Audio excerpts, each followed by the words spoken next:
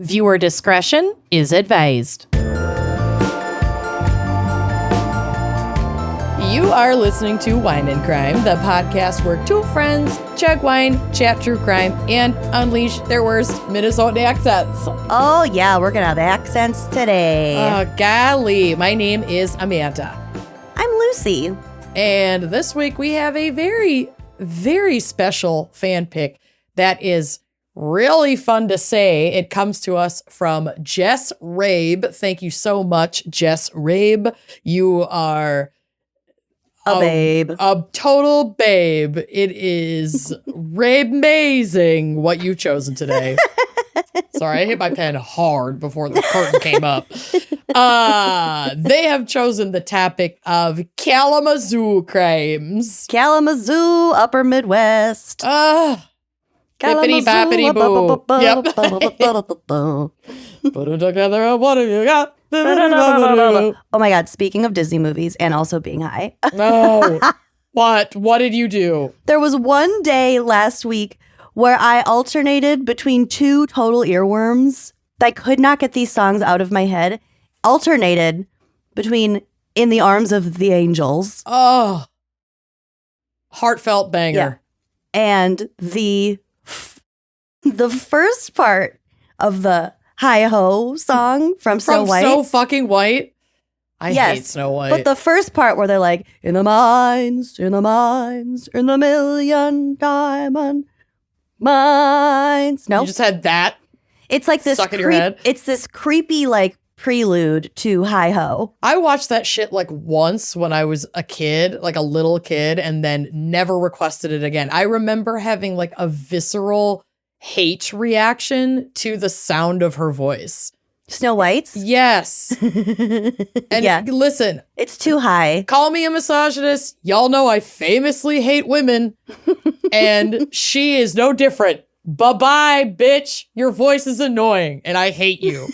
Okay, there is a really funny part at the beginning, though, when, like, the prince is watching her when she's in the garden and there's, like, a wishing well. Okay, the Prince Peeping Tom. Yes. Great.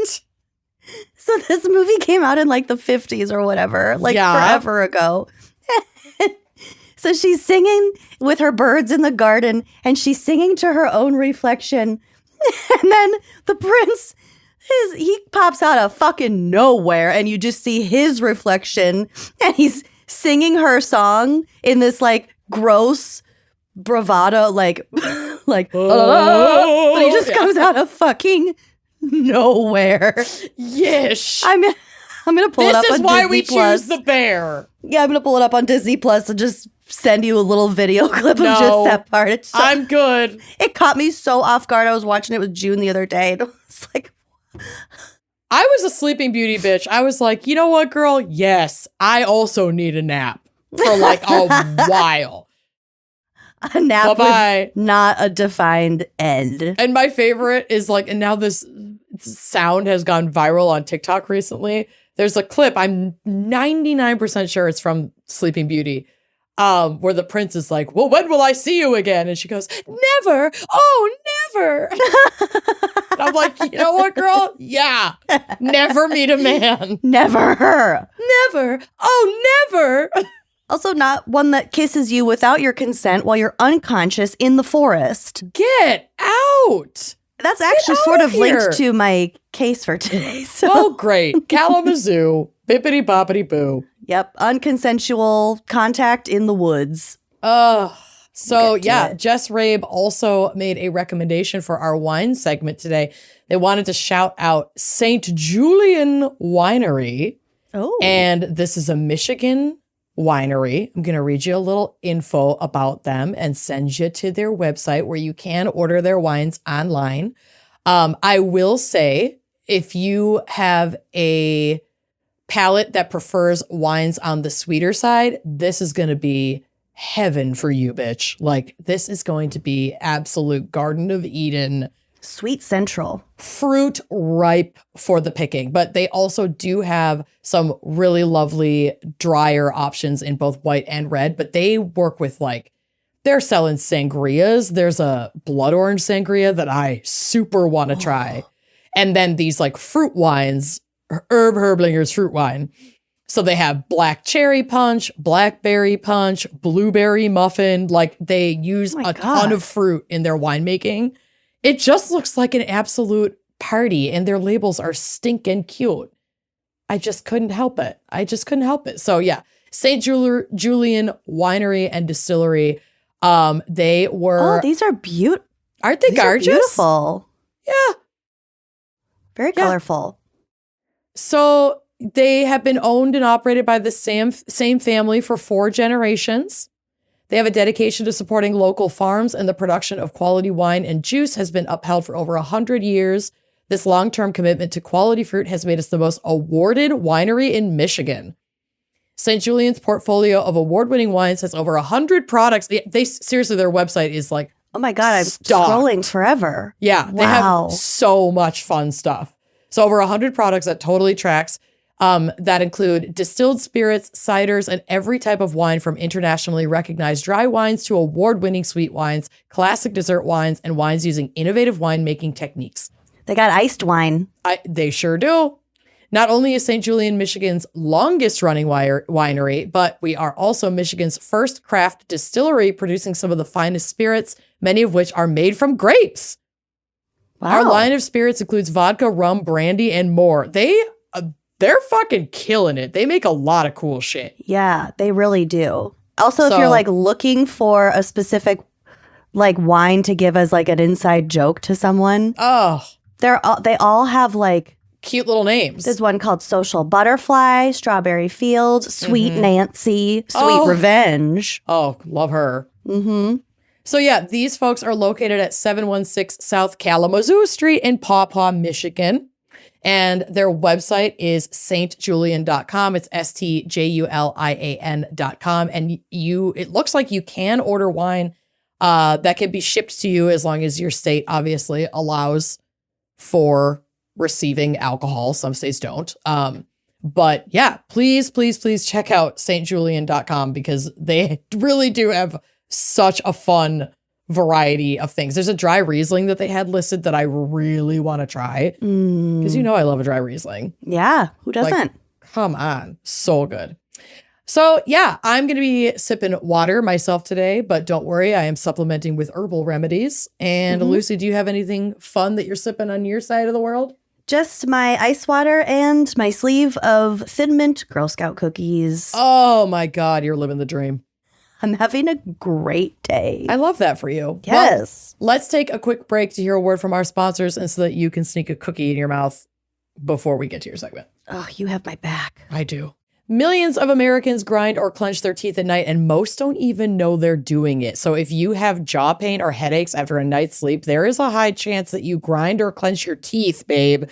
Teeth grinding, also known as bruxism or TMJ, is generally caused by stress, which we have in abundance, and it can cause serious damage such as eroding away your enamel and broken teeth.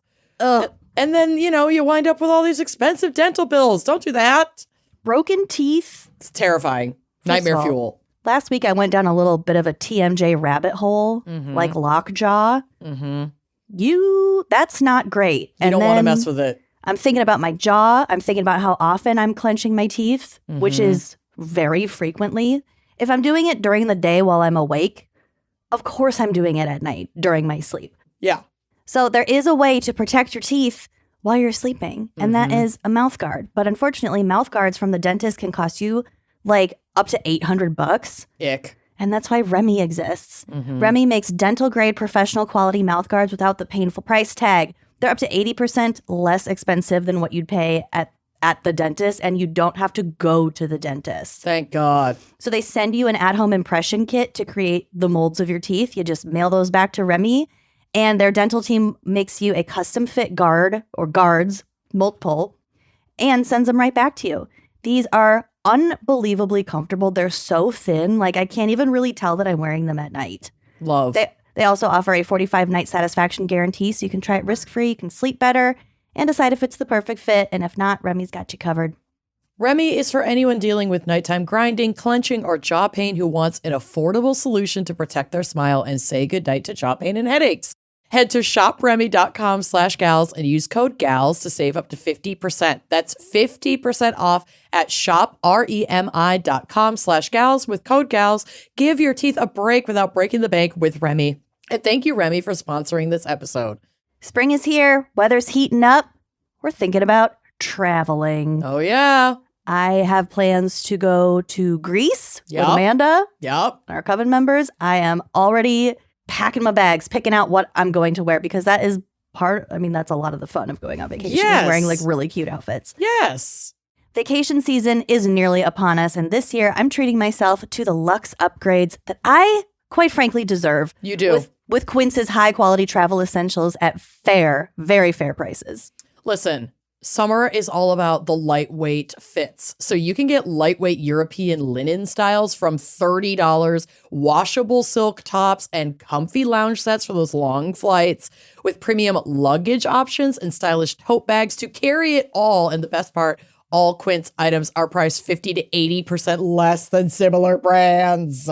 It's the best. By partnering directly with top factories, Quince cuts out the cost of the middleman and passes the savings on to us. And Quince only works with factories that use safe, ethical, and responsible manufacturing practices and premium fabrics and finishes, which I love. And the nice thing about the lightweight, like European linen, not only is it classic, it's fashionable, it's up to date, it's stylish, you're going to look amazing, but it's lightweight so you can pack a lot of it in your bag.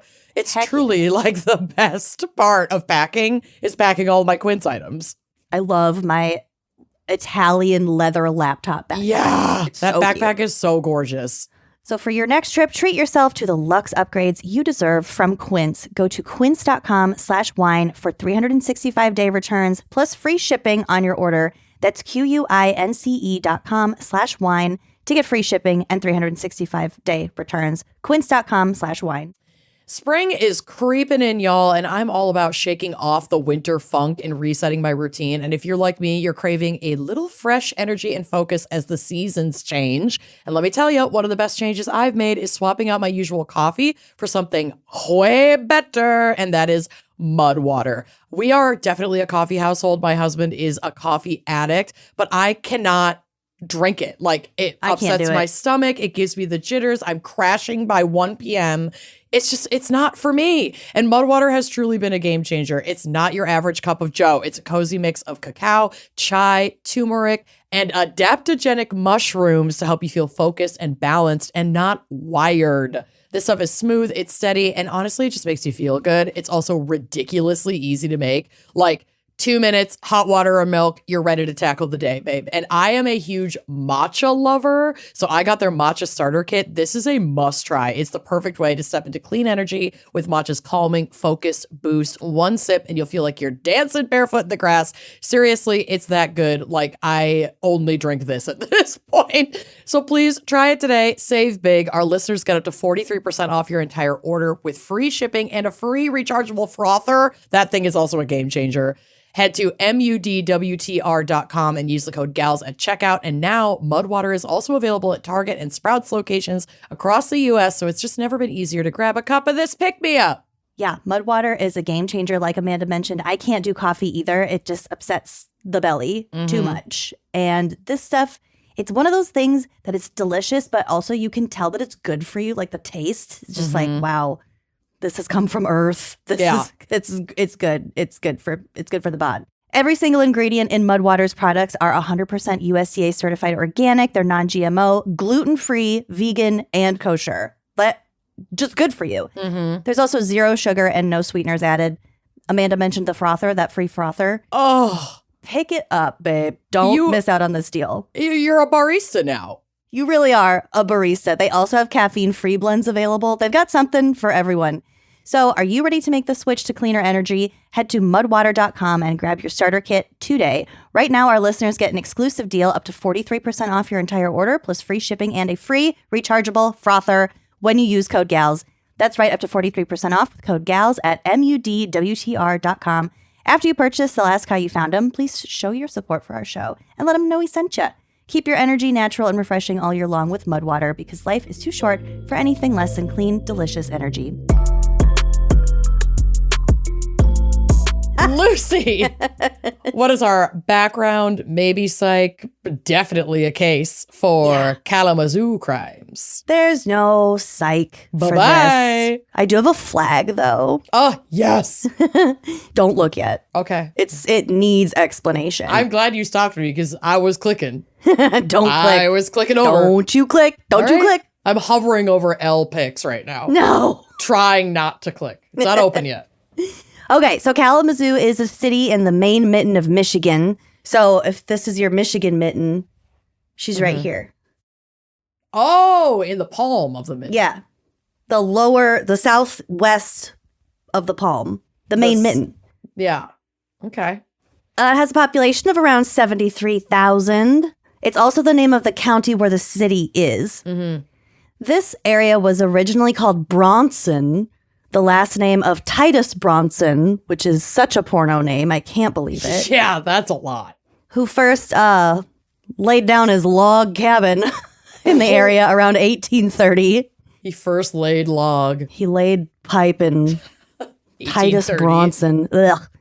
He named it the Village of Bronson to distinguish it from another Bronson, Michigan, that was located about 50 miles southeast. These people are not creative. Bitch, we already have one. Name it Titus. Titusville. That would have been cool. Don't name it anything. It's probably already named, you thief. It's true. You colonizing colonizer. fucking thief. We'll get to the colonizing. Always. Bronson, the man, was described as eccentric and argumentative, which must have been putting it nicely because eventually he stole a cherry tree and got run out of town. Somebody has definitely described me as eccentric and argumentative. Yeah. Tag yourself. Yep. I was on the phone with my mom the other day and I was showing her my new shirt and she goes, "Don't put that in the dryer." And I was like, "I swear to Christ, I'm going to put that on your tombstone." You say that all the time. She doesn't put anything in the fucking dryer. She doesn't. She hang dries almost everything she owns. It has since I've known her. Yeah. Yeah. The basement laundry area is always our bathroom. The bathroom always full of those like wooden towel drying racks that fold out, just covered. She just used the shower curtain rod. For bras, saw a lot of bras. Big beige bras. Huge beige bras. Just flapping in the bathroom. You gotta take them off so you can take a shower. Yeah. Felt like being watched. Mom, your bras. Mom, Mel, your bras. Okay. God love her. Here we go. Epitaph. Okay. They renamed the village Kalamazoo in 1836 because Bronson was such a shithead. And they were like, "We're not keeping the name Bronson anywhere. You're done." Here." This area was once home to people of the Hopewell tradition, which we've talked about before. They were like they had a whole trade route. Mm-hmm. You know, do you remember that? No, but sure. It was indigenous people who like lived along a trade route, and it was like it was really the way that they communicated and traded and traveled around this area was interesting. Mm-hmm. So they migrated into the area sometime before the first millennium. There's even a mound in downtown Bronson Park in Kalamazoo. Wow. Okay. From that era. At the time and they've of like preserved this, like you can't fuck with it? Or is it like built over? I'm pretty sure you can't fuck with it. If it was built over, they probably wouldn't be telling anyone that it was a effigy mound. Fair enough. People would get mad. Yeah. So at the time of white people crashing the party, the Potawatomi culture was living in the area. So the word Kalamazoo probably came from a Potawatomi word. Mm-hmm. They're not really sure what that word was. It may mean the mirage or reflecting river. Mm. It also might have come from their word for boiling water. Mm-hmm.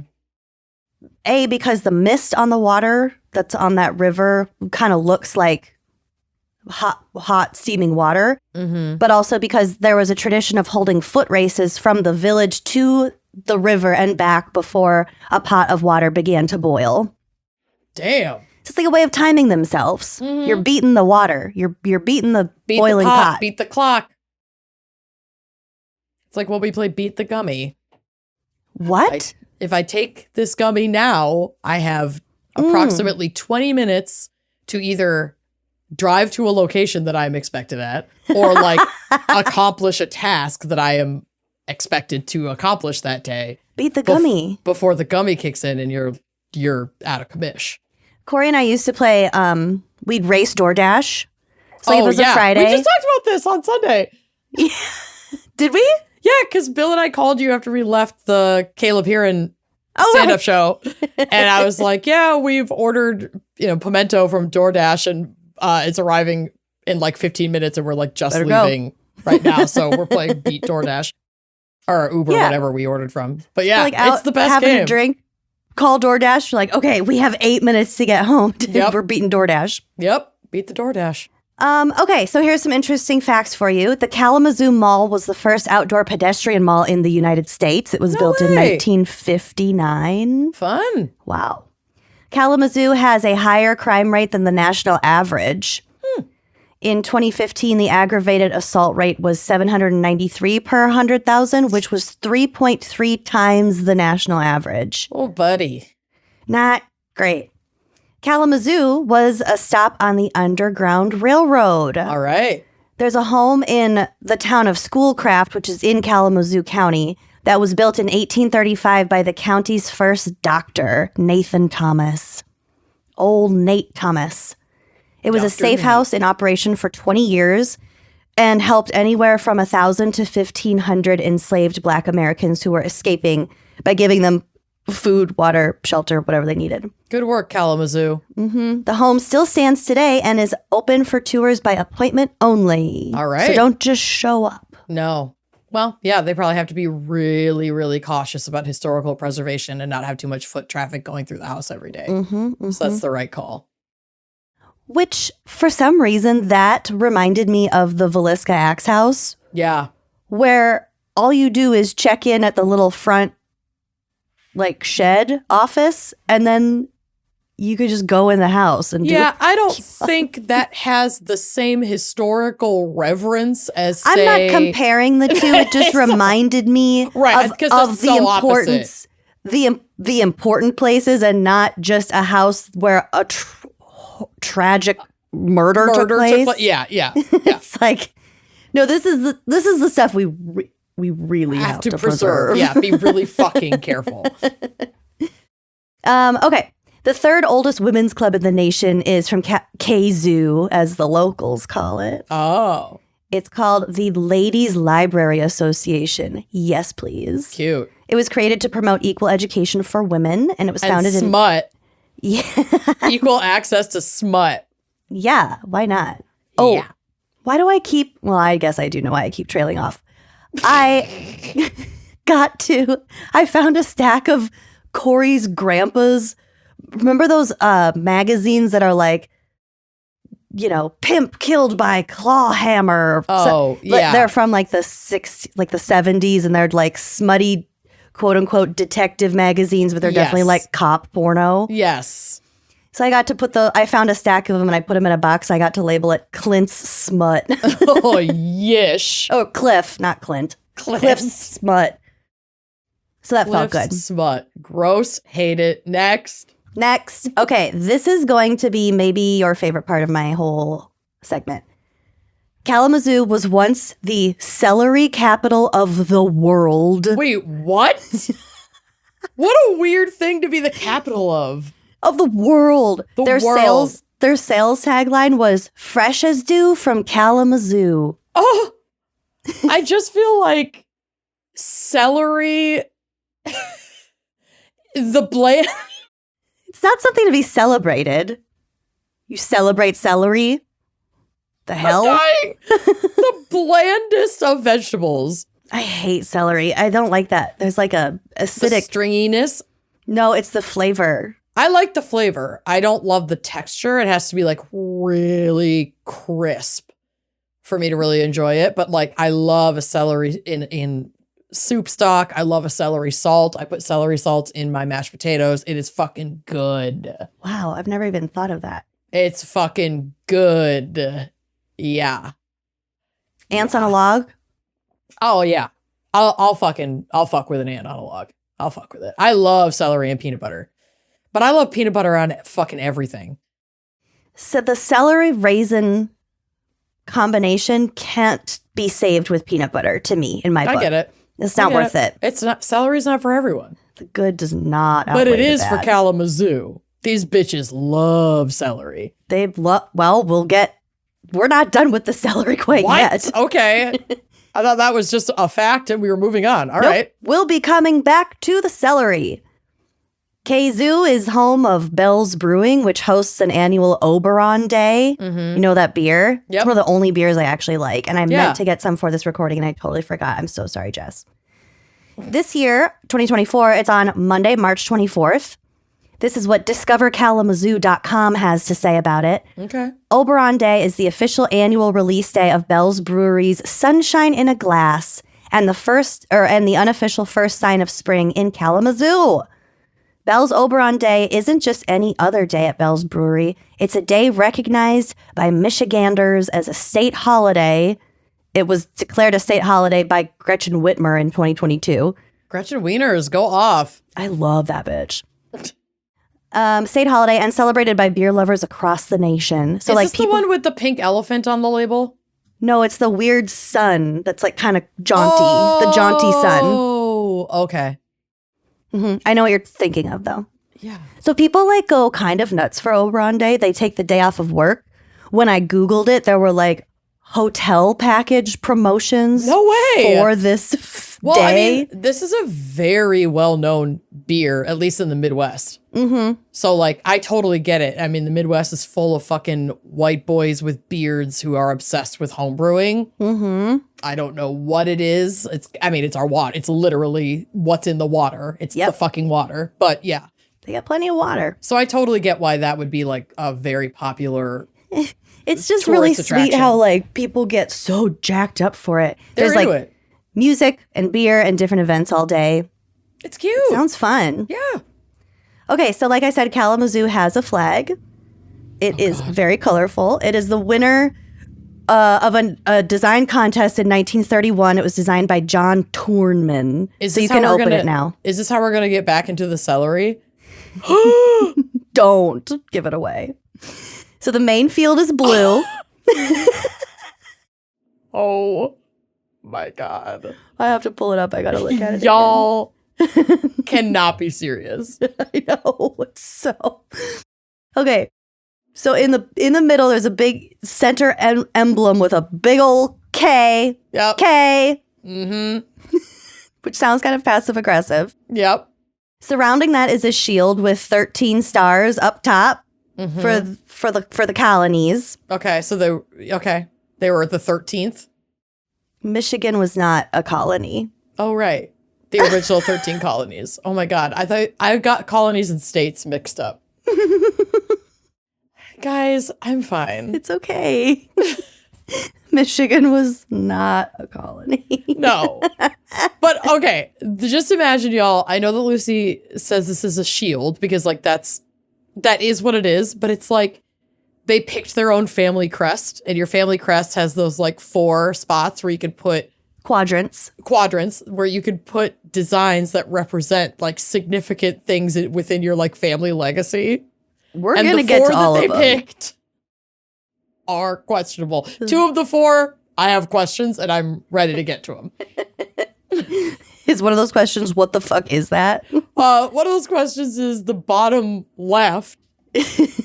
Just an Orwellian depiction of like pollution. It's so wild. I can't believe what I'm fucking looking at. It's literally it's a silhouette of factories with like a bunch of smokestacks billowing smoke into the air. But they're purple, so they're not as threatening. Terrifying. They're like mauve. Yeah. They're like... It's an unoffensive color depicting a very offensive reality. Okay, I'm going to let you break this down because I'm fucking gagged over this flag. Okay. The 13 stars on the top. Under the stars, there are 4 emblems, as Amanda described, the 4 quadrants. On the top left, The book. There's a book Mm-hmm. that represents books or the Bible, probably. Okay. And they have, it says education, progress, and industry around it. So the book is probably like education. They forgot the second quadrant, which is the top right, which was celery. Just a literal bunch of celery. 2 secured bundles of celery with lush leaves still intact, sprouting. Fresh as dew from Kalamazoo. It looks like broccoli, but like if you had shown me that photo and I didn't know the celery context and I'd been like, what is this? I would have been like, I don't know, a tree or like badly drawn broccoli. I don't know. I wouldn't be able to identify. Remember the broccoli on the Hungary flag? Yes. What the fuck is with that? People can't draw vegetables. Y'all need to take Why an art are we class. adding so many green vegetables to our flags? That's my question. Agriculture is very important to the history of the human race. But celery's the first one. Honor it. Honor it, bitch. That's not agriculture. That's just gardening. That's just celery. That's Cub Foods. That's Dole. Okay. Yeah. That's an always overstocked and underpurchased section of the produce area. Yeah. Celery. So on the bottom left, like I said, is some air pollution coming out of a factory. But again, it's stylized and it's purple, so calm down. That represents industry. And on the bottom right, what do you see? What do you think that is? I see a quill in a jar of ink and a book that maybe they're going to sign, but the book also looks like a leaf might be growing out of it. A gold leaf. Okay, I didn't see that at all. It is, in fact, a quill and a journal representing documentation of real and perceived slights. Not really, it's education. What did you see? Because this feels like one of those tests that's like, if you see this, you're left-brained. And if you see this, you have, like, autism or whatever. Like, you see those ads all the time that are like, we could tell your brain trauma and also if you have ADHD and also tell you what you dream about. Yeah. By answering this quiz about what you see in these pictures. And yes, I have clicked them. I'm pretty sure no one else is going to see what I first saw. It really looks like a sardine whipping off its tie after like escaping the tin. The white sardine. I see it looks like having kind of a little mouth and then a little tiny eye. Yeah. And then you're saying the ink jar looks like the tie. Or no, the gold behind him looks like his tie. The yellow, the gold behind it. Yeah, okay. The sardine just has large shoes on. That's the inkwell. The sardine's got big old honking shoes on. What are those designer boots? The red boot that looks like a cartoon foot. I saw him in real life one time. Where? Downtown Minneapolis. Shut up. So you thought for a second that the lower right quadrant I didn't know what the fuck it was. Kalamazoo flag. I didn't know what it was. Was a sardine in the like Givenchy boots or whatever the fuck those things are, whipping off his tie in front of what? Like a bed? The tin. The sardine tin. In front of the sardine tin. Or maybe he's coming home from a long day of work, taking off his tie, getting ready to go to bed. Sure. There we go. You know what? I do see it now that I do see it quite clearly. That's what it looks like to me. I feel like the dress just turned white and gold in front of my very eyes when I had only seen it as blue and black. What was the other one? The Laurel. Yeah. And Yanny. Yeah. Yanny. Yeah. I've heard both. What's the other? Yanny and what? Laurel. Mm-hmm. I just can't care. I have too many things I have to care about. That's not one of them. I just can't care. I'm sorry. It's not a matter of whether I want to care or don't want to care. I can't. Next time I call in to a recording day, that's going to be my new reason. I can't record today. I can't care. I can't care. I've been feeling completely unable to care about many things lately. We're not okay We're right not now. well. I don't know what it is about this and we should be, because we just had daylight saving time. It's 60 degrees here today. There's no reason. I've got Girl Scout cookies. Yep. I mean, what do you mean there's no reason? There's abundant reasons why the world is not okay. Yeah. You know, it's just a lot. And I can't care. And I can't fucking care. I can't care. I mean, not about everything. I gotta only care about what I care about, which is already a lot. I've reached my threshold. Yeah. Laurel and Yanny, you're out. You're not making the cut, girl. You're not. You did make the cut. Speaking to you like you're two things. You're not two things. Get over it. You're not two things. Okay? You're never gonna fucking be two things. You need to shut the fuck up, Laurel, Yanny. You're not special. You're not two. We can't care about you.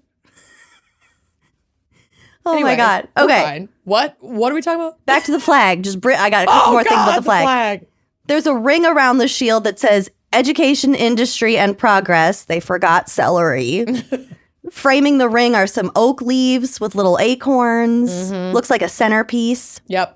And below all of that is a little party ribbon that says City of Kalamazoo, Michigan. They didn't want to spell out Michigan. It's got an eagle at the top, too. With bad posture. Spread eagle. No neck. It's not proud. Yeah. It's slumping. The head is coming out of the center of the body. Yeah. Y'all, your flag is busted. You need this, please. I want to see the other entries in this flag contest, honestly. Yeah, when did this get approved? 1931. Ugh. God. My God.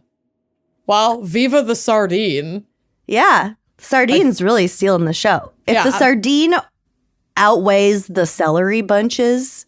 Honestly, the pollution was what had me as the winner originally. Then it moved to... The celery was never really in the top tier. I did laugh at the celery, but I had come to expect it. The sardine has now, I think, taken the top spot. Because I see it. I feel seen that you see it. I see it. Well, I'm glad we got our gigs out, because I got a really dark case for us Oh my today. God, mine is fucking terrible too. What is with Kalamazoo? I don't know. Kalamazoo, you're fucked up. Okay. I was kind of shocked that we hadn't already covered these dudes before. Mm-hmm. And if we have, then I need to adjust my Google Drive searching, but I don't think we have. Okay. Okay, so today I'll be telling you about Larry and Danny Rains. Okay. These are their brothers. These are the only known sibling serial killers that operated completely independently from one another. Oh, so they both turned out to be serial killers, but they weren't killing together? Correct. Weird. Mm-hmm. Ew, what the fuck? And I can't tell which one of them is more fucked up, because one of them's like kind of nuts, like really kind of crazy, and the other one is just evil. Oh. Yeah. Okay, great. You're not going to forget. Okay, have you seen the movie He Went That Way with Jacob Elordi and the chimpanzee? Yes, so I have.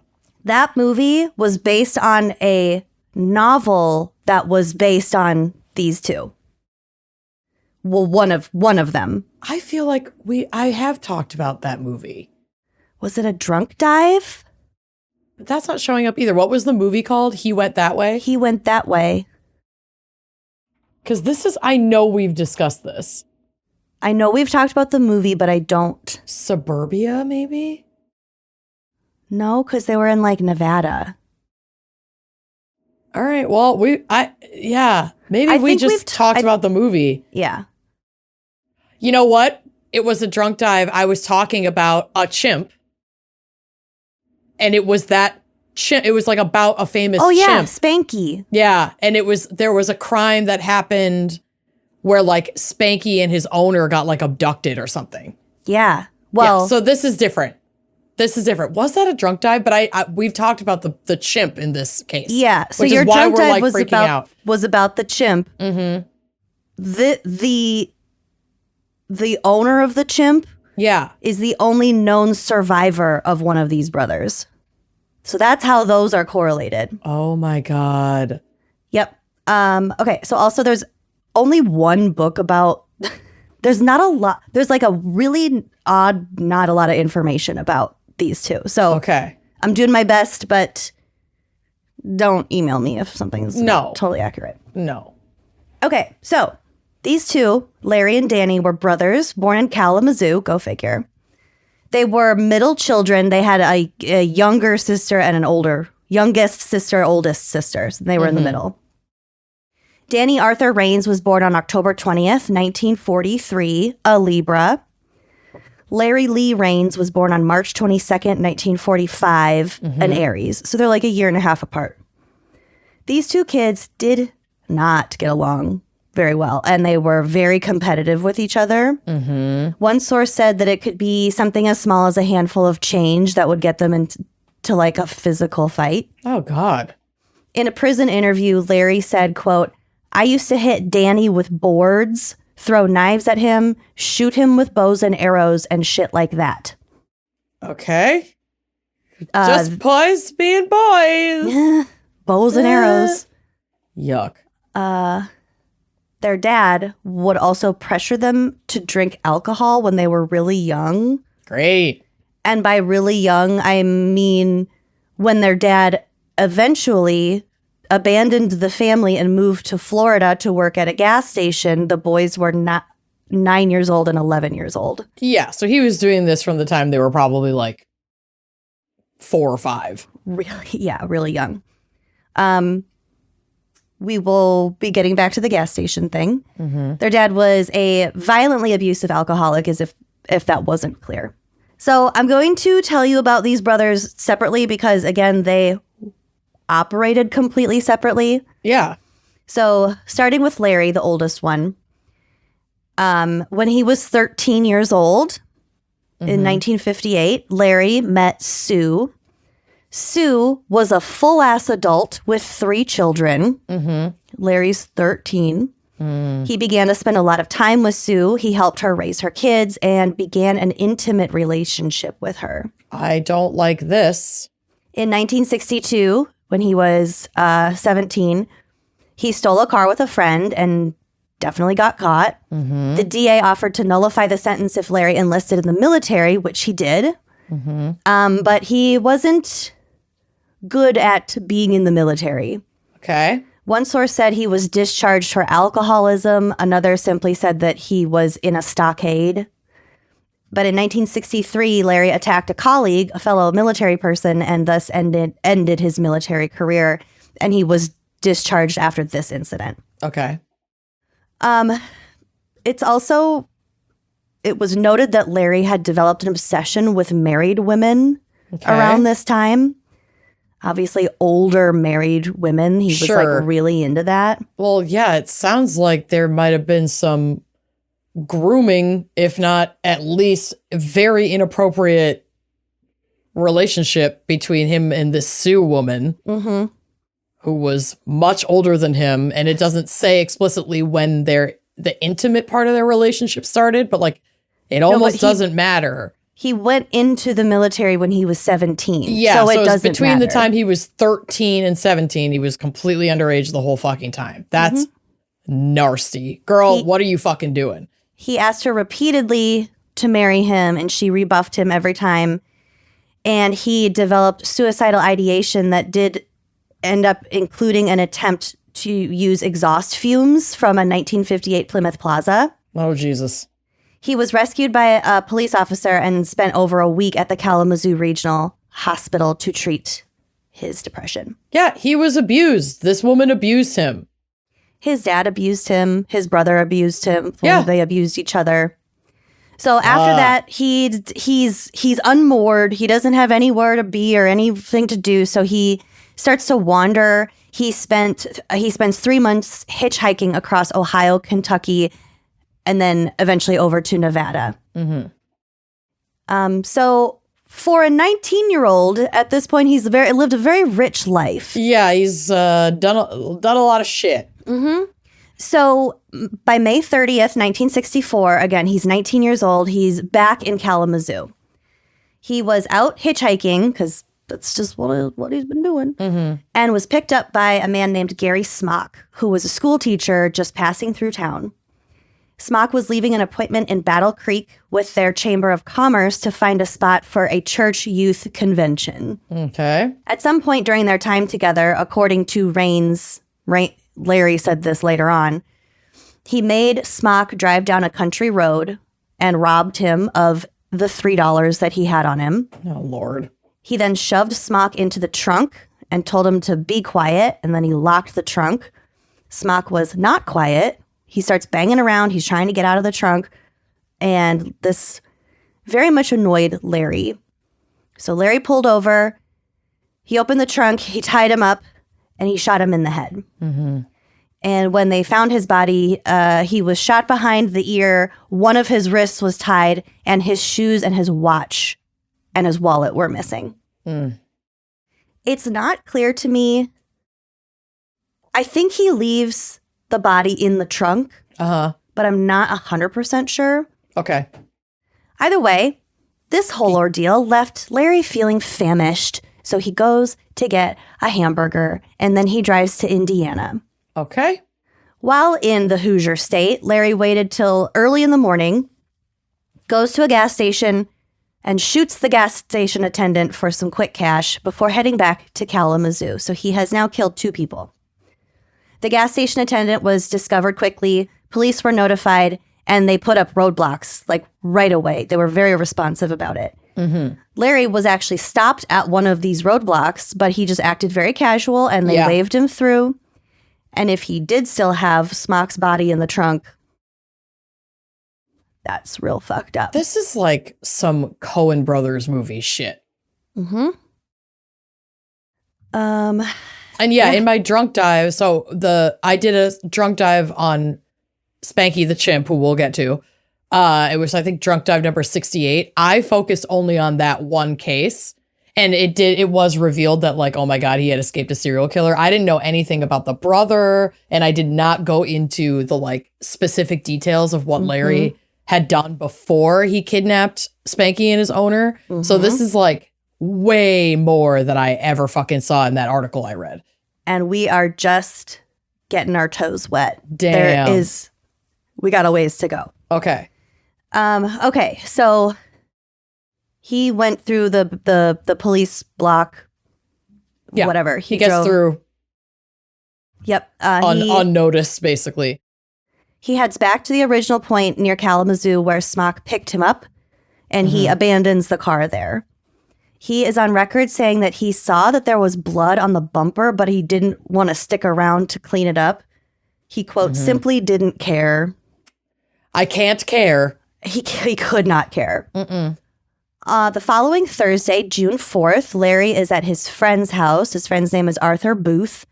He confesses to Arthur that he had killed some people and that he was going to go see a priest and then kill himself. Okay. So Arthur, who is clearly a better person than Larry gave him credit for, calls the cops and tells them this. And Larry is arrested while wearing Mr. Smock's watch and with Mr. Smock's wallet in his pocket. Boo. Gross. So they bring him in. Larry quickly admits to killing both men, the gas station attendant and Gary Smock, and hands over the .22 caliber gun used in the killings. Okay. Even before Larry was caught and confessed to this, police had wondered if the person that had killed Smock had also been the killer of a different gas station attendant, a second gas station attendant named Vernon LeBen, who had been working at a gas station near where Smock had been driving. Larry readily admitted to that murder as well. He must have liked the attention that he got when he admitted to these murders because he went on to quickly admit to 2 more, putting his total at 5. So one was in Death Valley on May 23rd. So Death Valley being, I think, in Nevada, because he was hitchhiking around Nevada. And these are confirmed that he did this? It's not just him making shit up, or, taking responsibility to get the attention? No, they found bodies. Damn.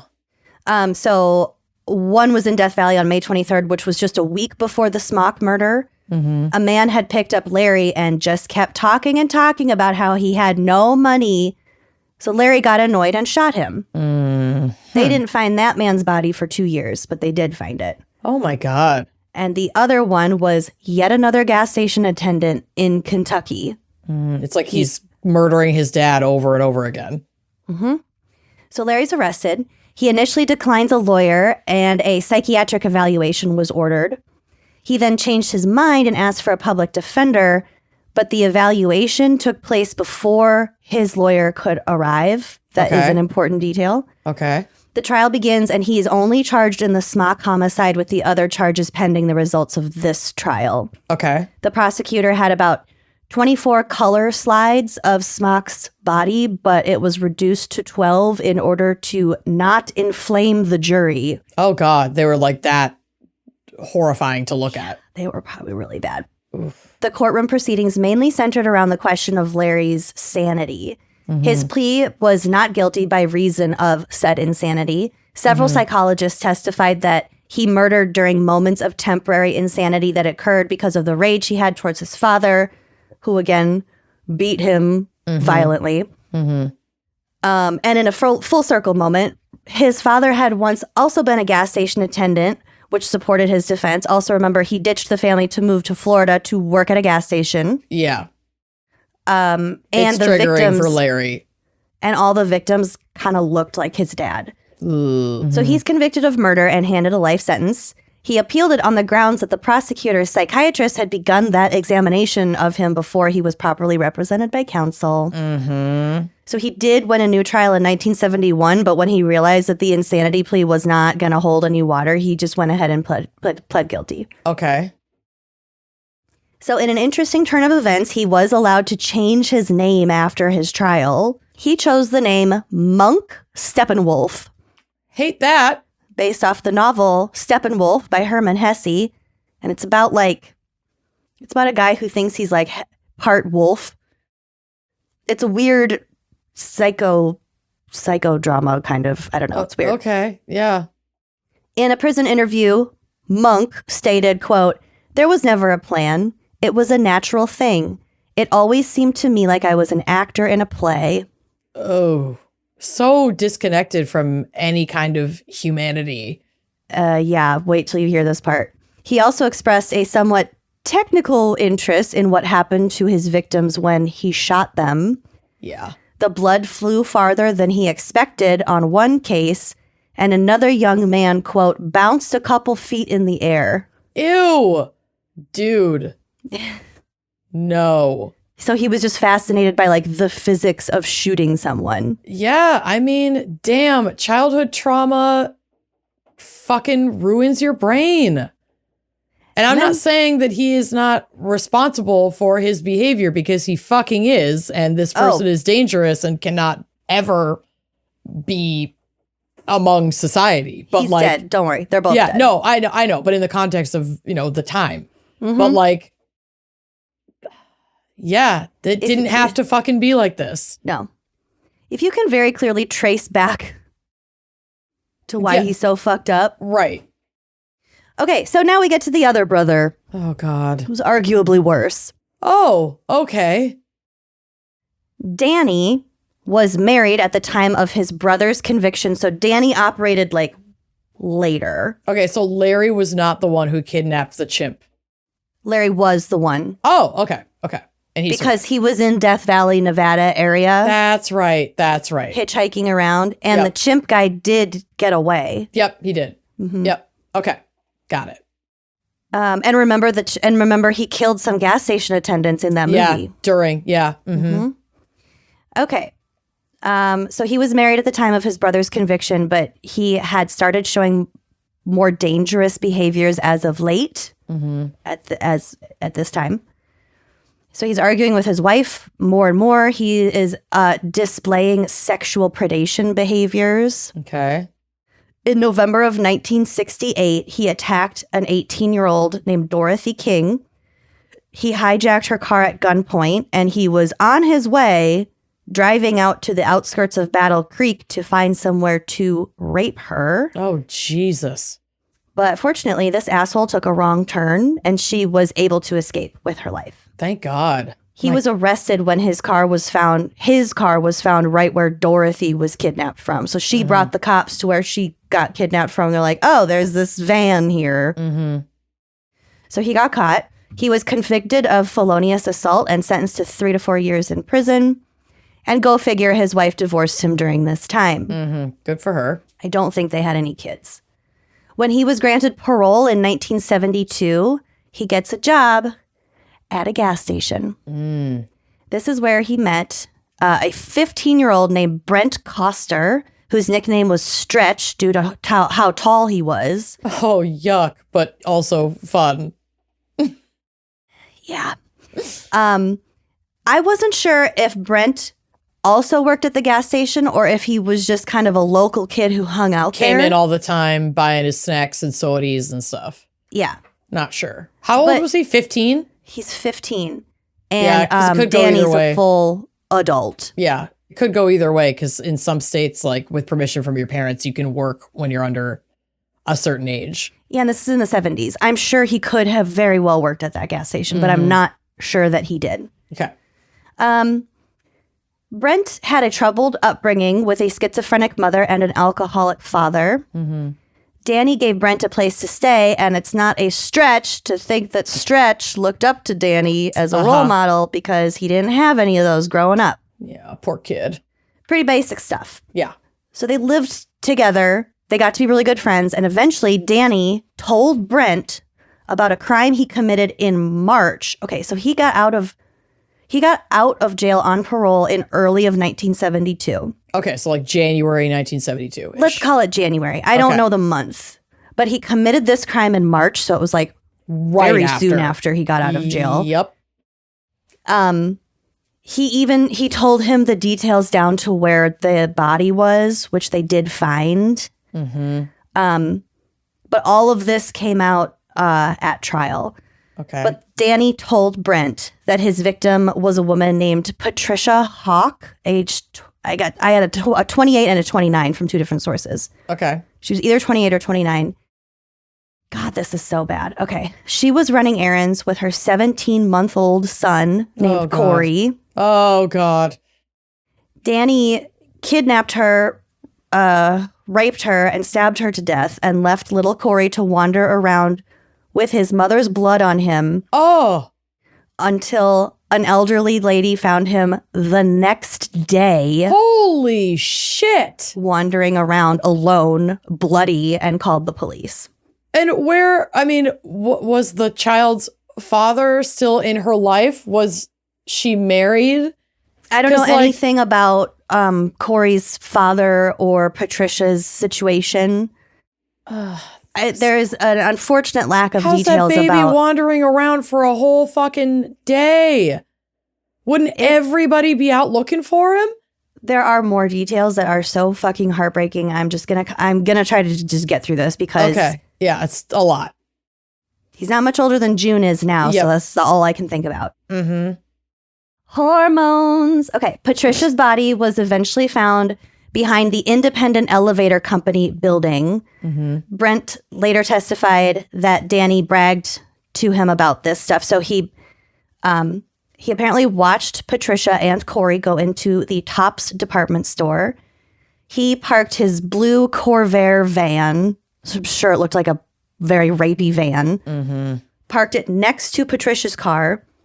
Waited for them to come back out.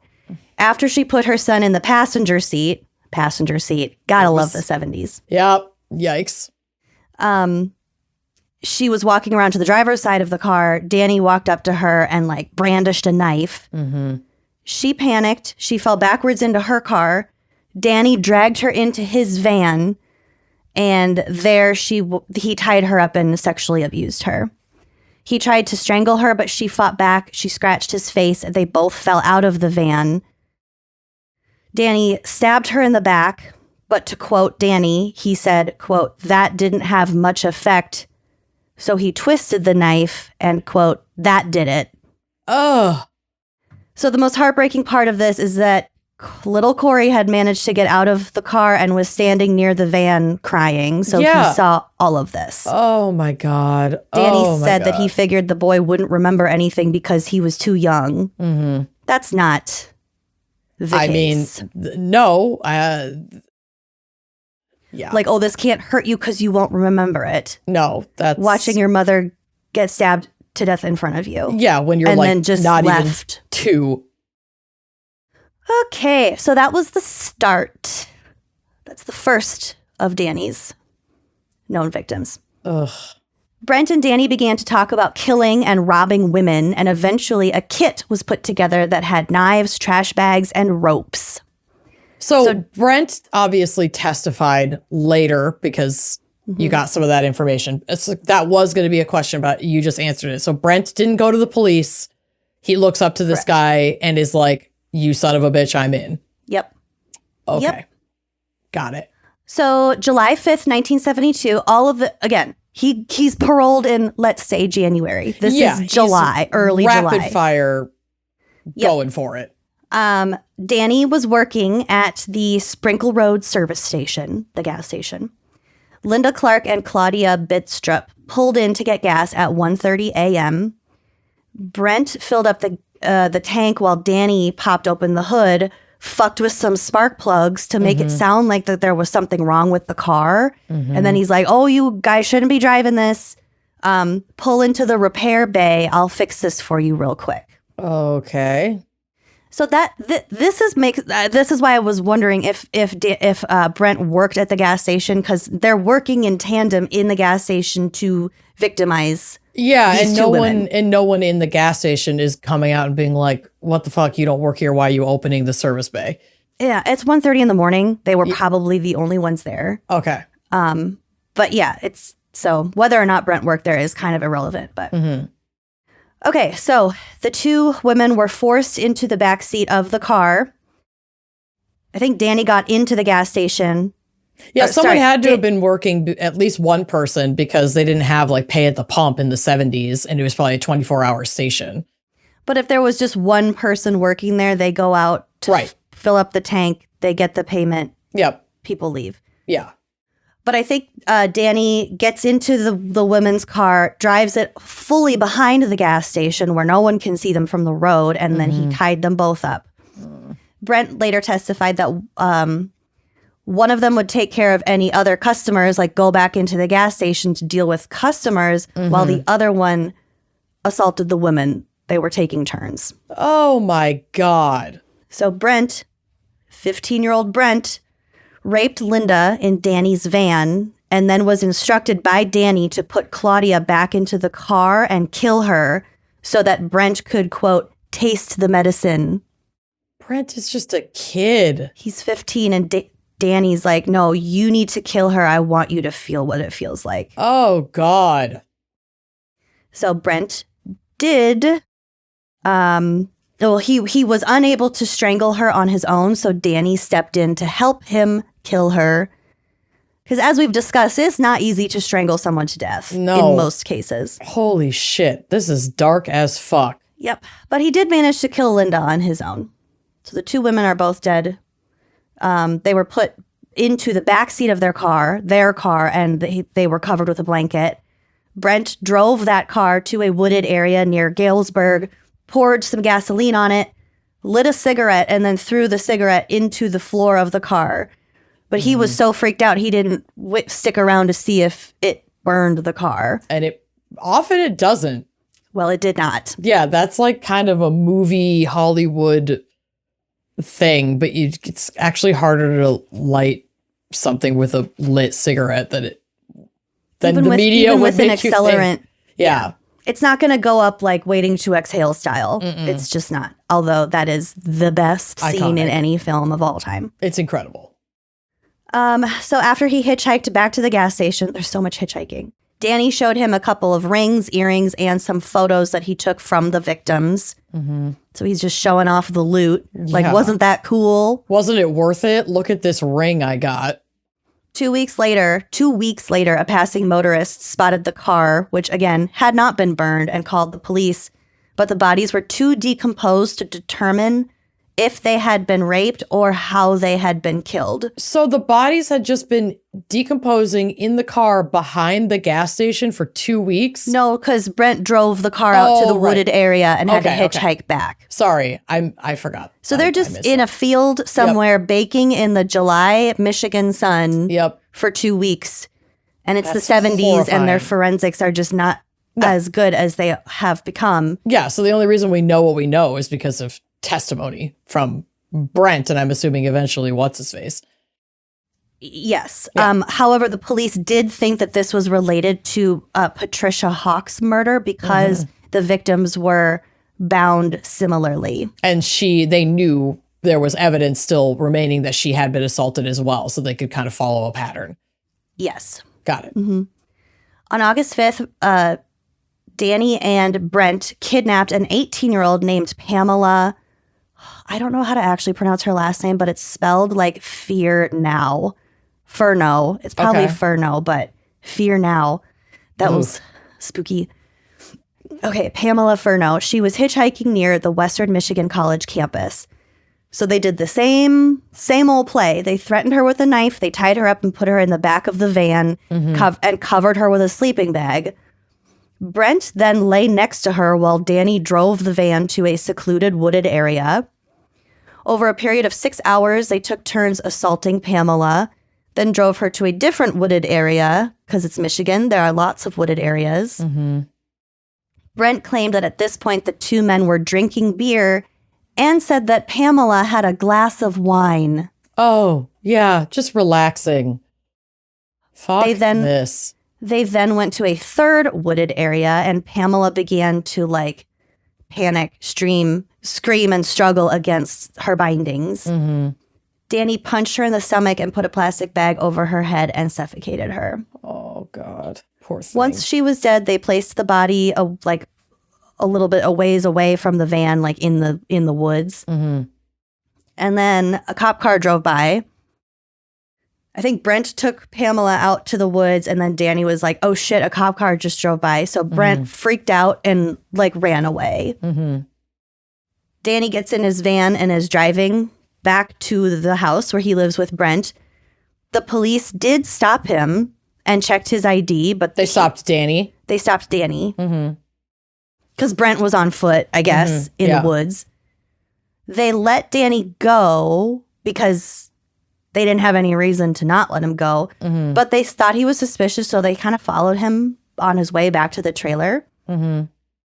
The following day, Brent and Danny went back to move Pamela's body to a more secluded area because they didn't want the cops poking around where they had seen Danny maybe acting suspicious. So now it's September 4th, 1972, Labor Day. Danny and Brent are finally arrested for the double homicide of Linda and Claudia that occurred in July. Mm-hmm. The cops had noted, this was really smart actually, that the two women, that the car that their bodies were found in had a completely full tank of gas. So they started looking into the people working at nearby gas stations, and they found Danny, and they learned about his criminal record and learned that Brent frequently hung out there. In late at night. And that they lived together. So they brought them both in. Brent takes a plea deal for a lesser sentence in exchange for his testimony against Danny, which is where we're getting all these details from. And he expressed remorse for what he had done. But despite this remorse, it took him until October to show the police where Pamela's body was in the woods in the third secluded area. I mean, the Brent of it all is tough, because this kid was abused, neglected, manipulated, taken in by this monster, and who's also a product of abuse. I mean, it's just it's just such a horrifying cycle, and you really see the worst possible outcomes from cycles of like family cycles of abuse. And all on display in this fucking case. Yeah. And it's like, can Brent be rehabilitated? I don't know. That was a lot for him to do. We'll get to it. We'll get to Brent. Old stretch. So where Pamela's body was less than a mile from where Linda and Claudia had been found. So this is all in a kind of small area around Old Kalamazoo. Yep. Pamela's remains were described as being in skeletal condition, but her jawbone was what they used to make a positive identification. Okay.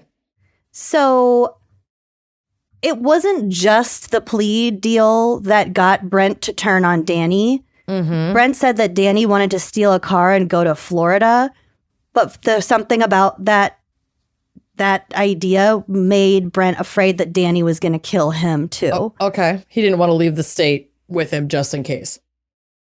Yes. So Danny was charged with 4 murders.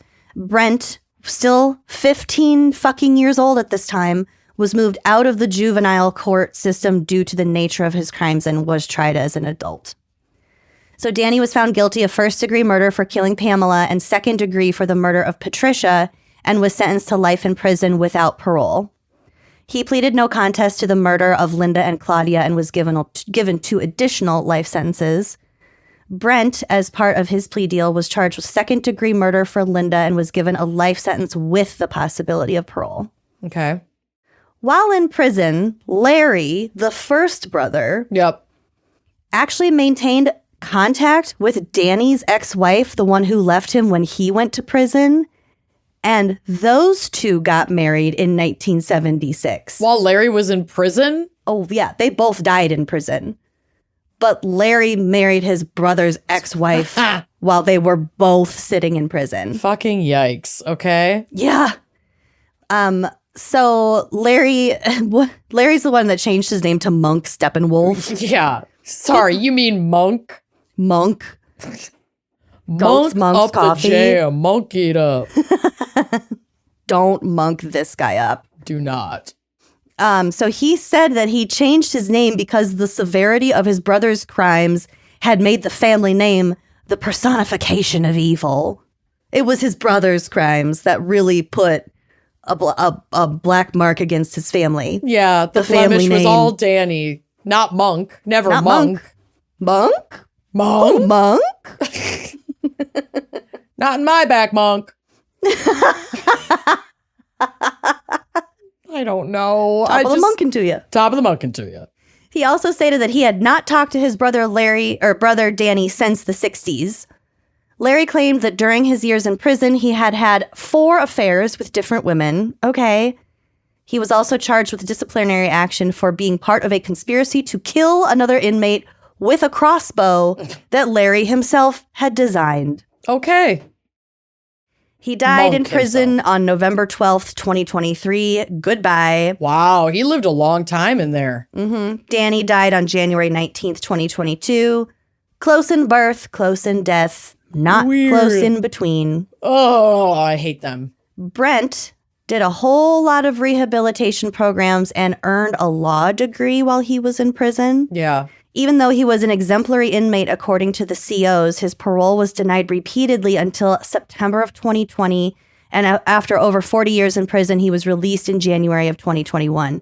I can't say that if I was close to any of these victims that I would ever want that motherfucker to see the light of day. I know. I can't either if I were in that personal position and he was a kid. And there are a lot of complicating factors. It's tough. It's not. It's not that easy. He lost so much too. He was harmed too. Not that, it's not a hierarchy. Obviously murder and rape are fucking atrocious. I know. It just the nature of how all of these crimes panned out, the violence and the indiscriminates. I don't even know if that's a word. And it's just they just senseless. Didn't care. They couldn't care. Yeah. It's just so inhuman. And this kid getting caught up in it.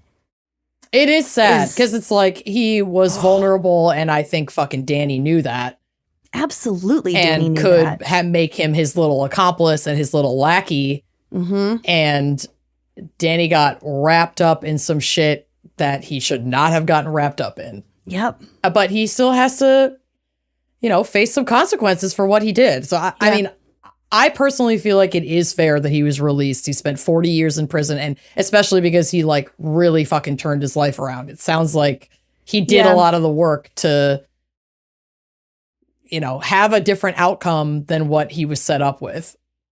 Right. And I also think that there shouldn't be an age limit for trying people as adults if you're not gonna fucking do that half the time. I know. It's so frustrating. It's so fucking frustrating. What's 15? Yeah, like I didn't even have my period when I was 15, I don't think. Like seriously, he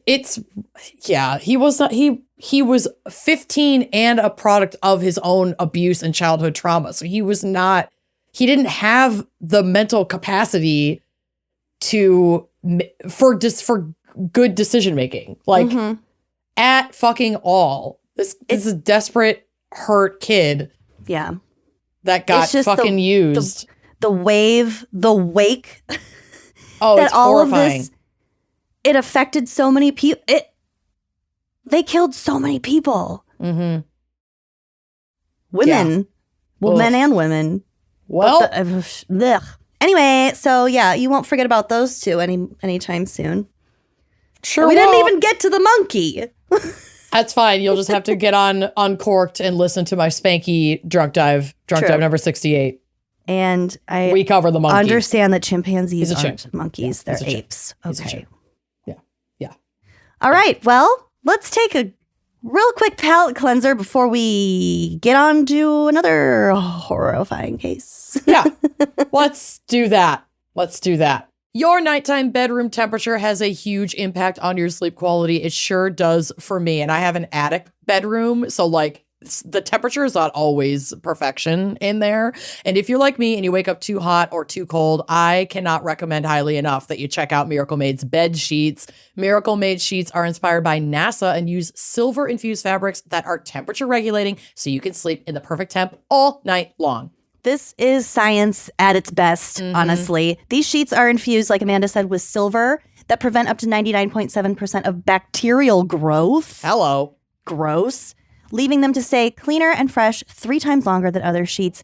It's not going to smell like a boy's dorm room when you walk into your bedroom. Also, that same silver-infused fabric that, again, was inspired by NASA. I love that. Miracle Made sheets are thermoregulating and designed to keep you at the perfect temperature all night long, whether you're warm or chilly. So you get better sleep every single night. And back to the bacterial growth, because why stop there? You gotta stop. It's going to clog your pores, causing breakouts, acne. If you just feel kind of gross, it's probably the bacteria that you're sleeping with. So sleep clean with Miracle. Miracle sheets are also luxuriously comfortable without the high price tag of other luxury brands. Every single time I wash them, they get nicer. And I'm so excited for that laundry cycle when they come out fresh out of the dryer. It's my favorite. They're so nice. So upgrade your sleep this year. Go to trymiracle.com/gals to try Miracle Made sheets today. And whether you're buying them for yourself or as a gift for a loved one, if you order today, you can save over 40%. And if you use our promo GALS at checkout, you'll get a free 3-piece towel set and save an extra 20%. Miracle is so confident in their product. It's backed with a 30-day money-back guarantee. So if you aren't 100% satisfied, you'll get a full refund. Upgrade your sleep with Miracle Made. Go to trymiracle.com/gals and use the code GALS to claim your free 3-piece towel set and save over 40% off. Again, that's trymiracle.com/gals to treat yourself. And thank you, Miracle Made, for sponsoring this episode.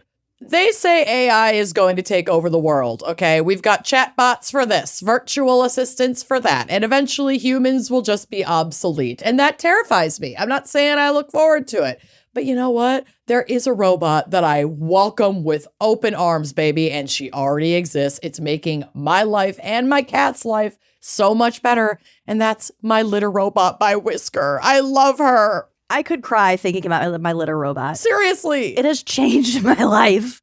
Litter Robot by Whisker is the solution to all of your litter box problems, whether you don't get down there to scoop as much as you probably should, don't change it out enough, you know. Odors, all the things. If you have a litter box in your life, you know You know the struggle. Yeah. Litter robot self-cleaning technology automatically cleans itself after every single use. Mm-hmm. So your cats always have a fresh bed of litter to do their business. And your friends aren't going to think you live in a house that smells like a litter box. Yep. Because that is a very distinct, unique smell. Mm-hmm. Litter robot sends a notification to your phone when it needs to be emptied. It even gives you data and insights to stay on top of your cat's health. Tells you how much they weigh. It's so cute. And Litter Robot is perfect for the gift-giving season and the holidays. A birthday, the 4th of July, whoever you gifted to, their life will be changed for the better. Making it the perfect time to join over 1 million happy pets and pet parents who have upgraded to Litter Robot. I am telling you, the speed with which the cats acclimated to the litter robot, like we kept the old litter box so that if they were scared of it or something, that they could just use the old litter box. No, they went in there immediately. They've never looked back. They like laugh at the other litter box. I can hear them laughing in the basement. I like the little nightlight that's inside of it. Oh, it's so cute. So please get on their level. As a special offer to listeners of the show, go to stopscooping.com/gals and use promo code GALS to save an additional $50 on any litter robot bundle. That's $50 off any litter robot bundle at stopscooping.com/gals and use promo code GALS. Stopscooping.com/gals, promo code GALS. You finally stole a few minutes for yourself. You're alone in your house, so why not recharge? Instead of doom scrolling or rewatching your comfort show for the 10th time, High Southern Charm, escape into a world of irresistible passion and slow-burning romance. Galatea turns your alone time into a can't-stop reading experience you're not going to want to put down. Galatea is a reading app where anyone craving a little me time can dive into a library of romance stories that leave you feeling recharged and fulfilled. There are over 1,000 bestsellers to choose from shifter romance to bad boy billionaires, forbidden loves, werewolf alphas, slow burn fantasy, teen drama, and much, much more. Galatea is home to original series and standalone stories with an exclusive catalog of best-selling authors with new chapters dropping daily, so there's always something new to explore. Baby, you're not going to run out of content. Over 30 million people have fallen in love with reading on Galatea. Join now to indulge in stories that make you feel like yourself again. Right now, Galatea is offering our listeners an extra 25% off on top of an already irresistibly affordable subscription when you go to galatea.com/gals. That's GALATEA.com/gals to indulge in unlimited stories for even less. Galatea.com/gals.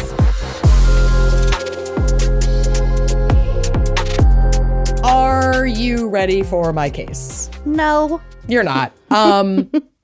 I have the fan picker case this week, and it's dark. They have chosen one of the most shocking and senseless acts of violence in recent Michigan history. Jess. And those are the Kalamazoo shooting spree committed by Jason Brian Dalton on February 20th of 2016. Ooh. What started as an ordinary day ended in utter fucking terror, with 6 people dead, 2 others seriously wounded, and an entire community just absolutely fucking horrified. Like, God. Totally random killing spree. No rhyme or reason. Really makes no sense, and we'll get to it. So sinister. So sinister. No, so senseless. Completely random. So Jason was born on June 22nd, 1970, a Cancer, which would have made him 45 at the time of the shooting. And I mention his age because this was a man who was regarded as like super chill. He's married. He's got 2 kids, no criminal record, no history of mental health issues, just kind of like your average kind of like dumpy white dude. You don't hear many homicidal cancers. No, you don't.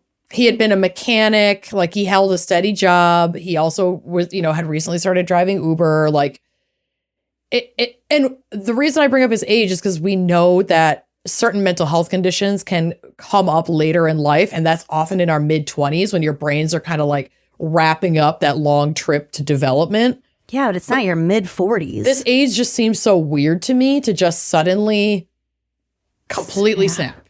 Ugh. So Jason lived a relatively unremarkable life before the shooting. We don't know a ton about him. He was just like a quiet, normal, working class dude. He, like I said, he was married. He had 2 children. He was known as quiet and reserved. He worked as a mechanic and later started driving for Uber. Those who knew him described him as a, quote, normal guy with no known violent tendencies. Earlier in the afternoon on February 20th, 2016, Jason and a friend had run errands together, which included the purchase of firearms from 3 different stores. Now, 3?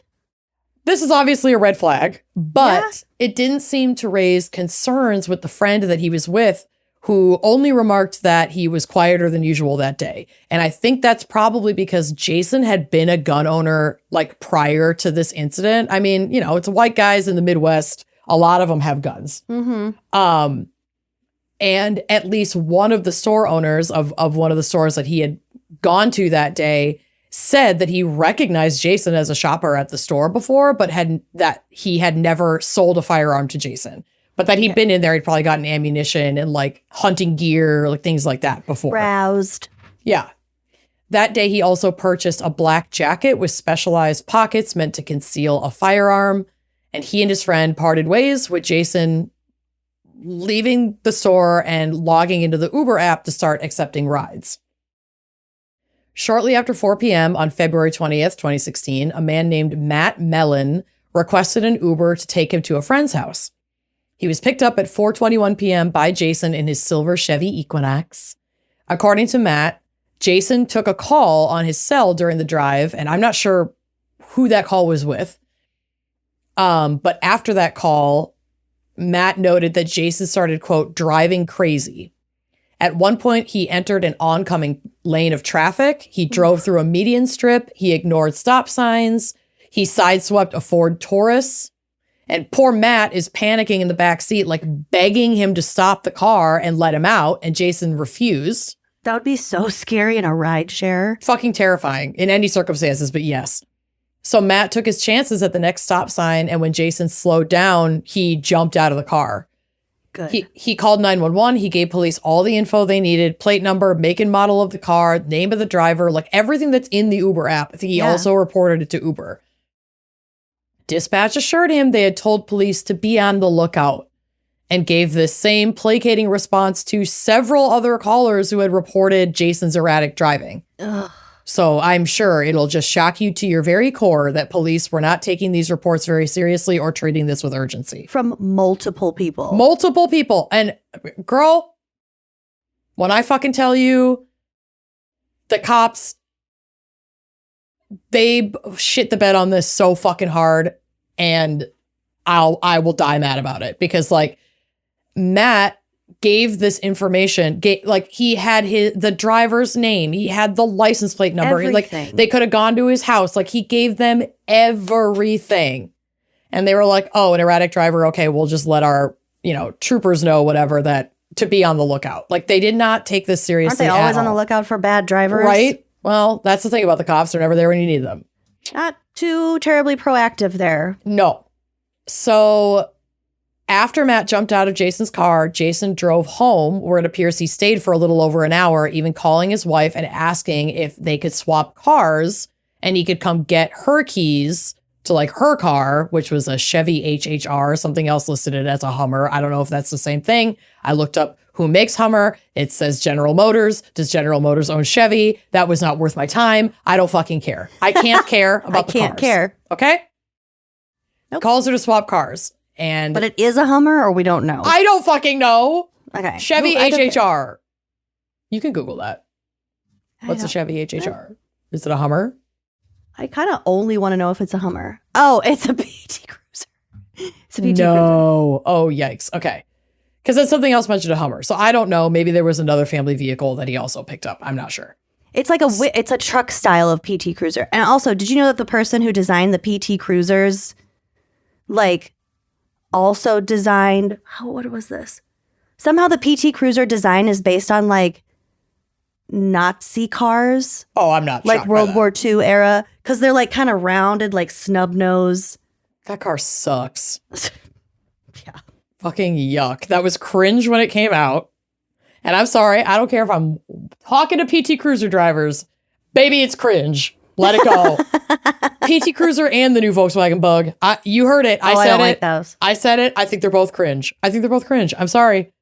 You know what? I can't care. I'm not going to not be your friend because I don't give a fuck. Truly, at the end of the day, I don't give a fuck what car you drive. Those cars are cringe and you should just know it. I'm doing you a favor because I'm your friend. I'm telling you. You're welcome. You're fucking welcome. Okay. Oh my God. Okay. There's so much. So his wife, not knowing he had damaged his car, driving erratically and seeming not to notice anything strange about the phone call, agrees to swap the keys and swap cars, and said that she would meet him at his parents' house because it was halfway between both of their locations. So Jason hopped in his now damaged car and went in the direction of his parents' house, but accepted a ride request along the way at 5:15 p.m. to pick up a woman at a nearby apartment complex. Well, he was on his way. He was on the way. I don't know what the fuck he was doing. When he arrived, a woman named Tiana Carruthers was just arriving home with her daughter and a couple other children that she had taken to the park down the street. Jason asked if she was the woman who had requested an Uber, and she replied that she was not. Jason then turned his car around, and she thought, okay, he's leaving, but instead he just turned his car around and then opened fire toward Tiana and the children. Oh my God. Tiana bravely put herself between the shooter and the kids and told them to run. And she took several of the 10 shots that were fired in her direction. Oh. She was found by a neighbor and taken to the closest hospital by ambulance. None of the children were struck, thank God. Jesus Christ. And Tiana miraculously survived her injuries, though her recovery was pretty brutal and required multiple surgeries and rehabilitation in the years following.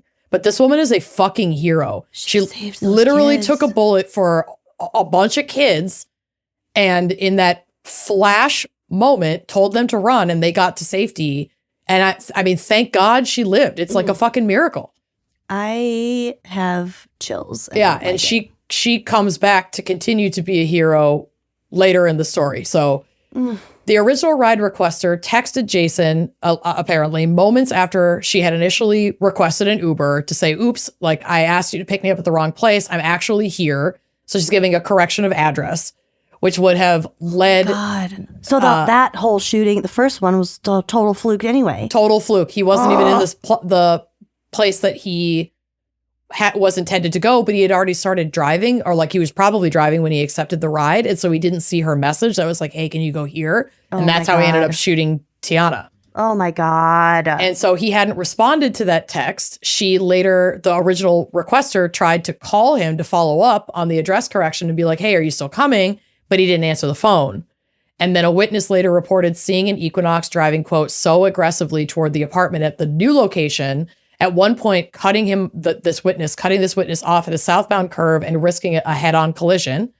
This was also reported to police, who still had not made contact with Jason or located his vehicle. Hours later. Yeah, it's now 6 p.m. So 6:05 p.m., approximately 20 minutes after the first shooting occurred, Jason called the original ride requester and said, sorry, I didn't respond to your text and I can't pick you up because, quote, something had come up.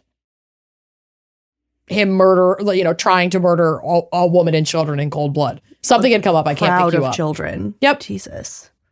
Some more time passes and still no police intervention despite having all of Jason's information. In this time, and now there's been a shooting, which of course, we're not expecting the police to immediately connect the shooter with an erratic driver, but they had the description of the vehicle from the original call from Matt. And then they had other witness descriptions gone to his house of the vehicle to his wife after shooting Tiana. Unfucking believable. And I also think it's important to note here that Tiana is a Black woman. And so it makes you wonder if they weren't doing their due diligence to see if to cross-check the descriptions with other calls from that day. Yeah. Because it's a Black person got shot on this block. Happens all the time.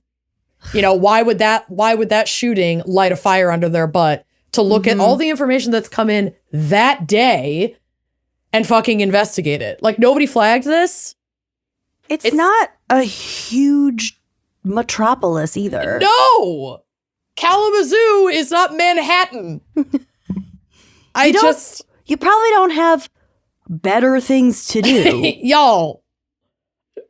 you could do your job. I know this sounds crazy, but you could do your fucking job. Oh my God. So in this time when he's still not apprehended, he met up with his wife. He told her a story of a disgruntled cab driver because he still needs to swap the cars.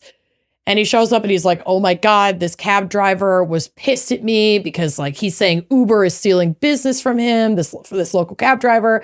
And so the driver sideswiped me and that caused all this damage to my car. And then he opened fire on me. And so he's lucid enough to come up with a backstory. To lie to his wife. Yup. He said that he had reported the incident to Uber and that they were taking care of it. And then he's like, take this 9mm handgun and go home. It's not safe for you to be unarmed. I wonder if he's like, I wonder if this guy is still out there and he's going to come after us.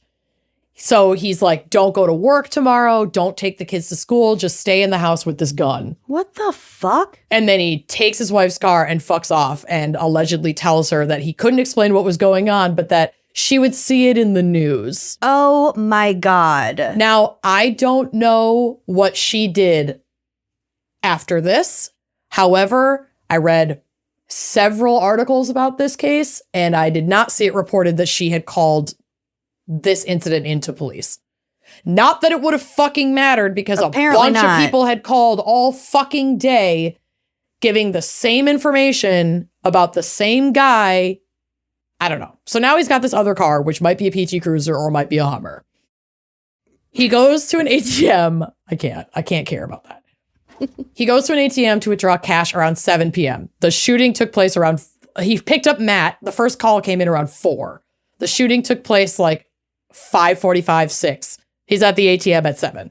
Oh my God. Drives around for about half hour, 45 minutes, goes home, swaps out guns, goes back on the road just before 8 p.m. and takes more Uber requests. What the fuck? But without incident.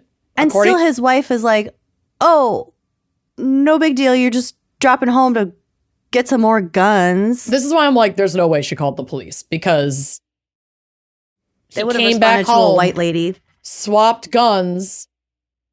Yeah, and they would have. The police would have fucking somebody would have come and taken a statement from her. You know? But he came back like, I don't think she did. I don't think she called the cops. And like, I get it. That's like your man or whatever, but that kind of makes me think that he didn't just snap overnight. If Bill is handing me a gun and saying, go lock yourself in the house and don't go to work tomorrow, first of all, I'm like, don't send the kids to school. Yeah, first of all, I'm like, you'll see it on the news. Easy. I don't want to go to work, but I would be calling the police. Like, yeah, I'm sorry. I would turn that man in because I would be concerned he was a danger to himself and others.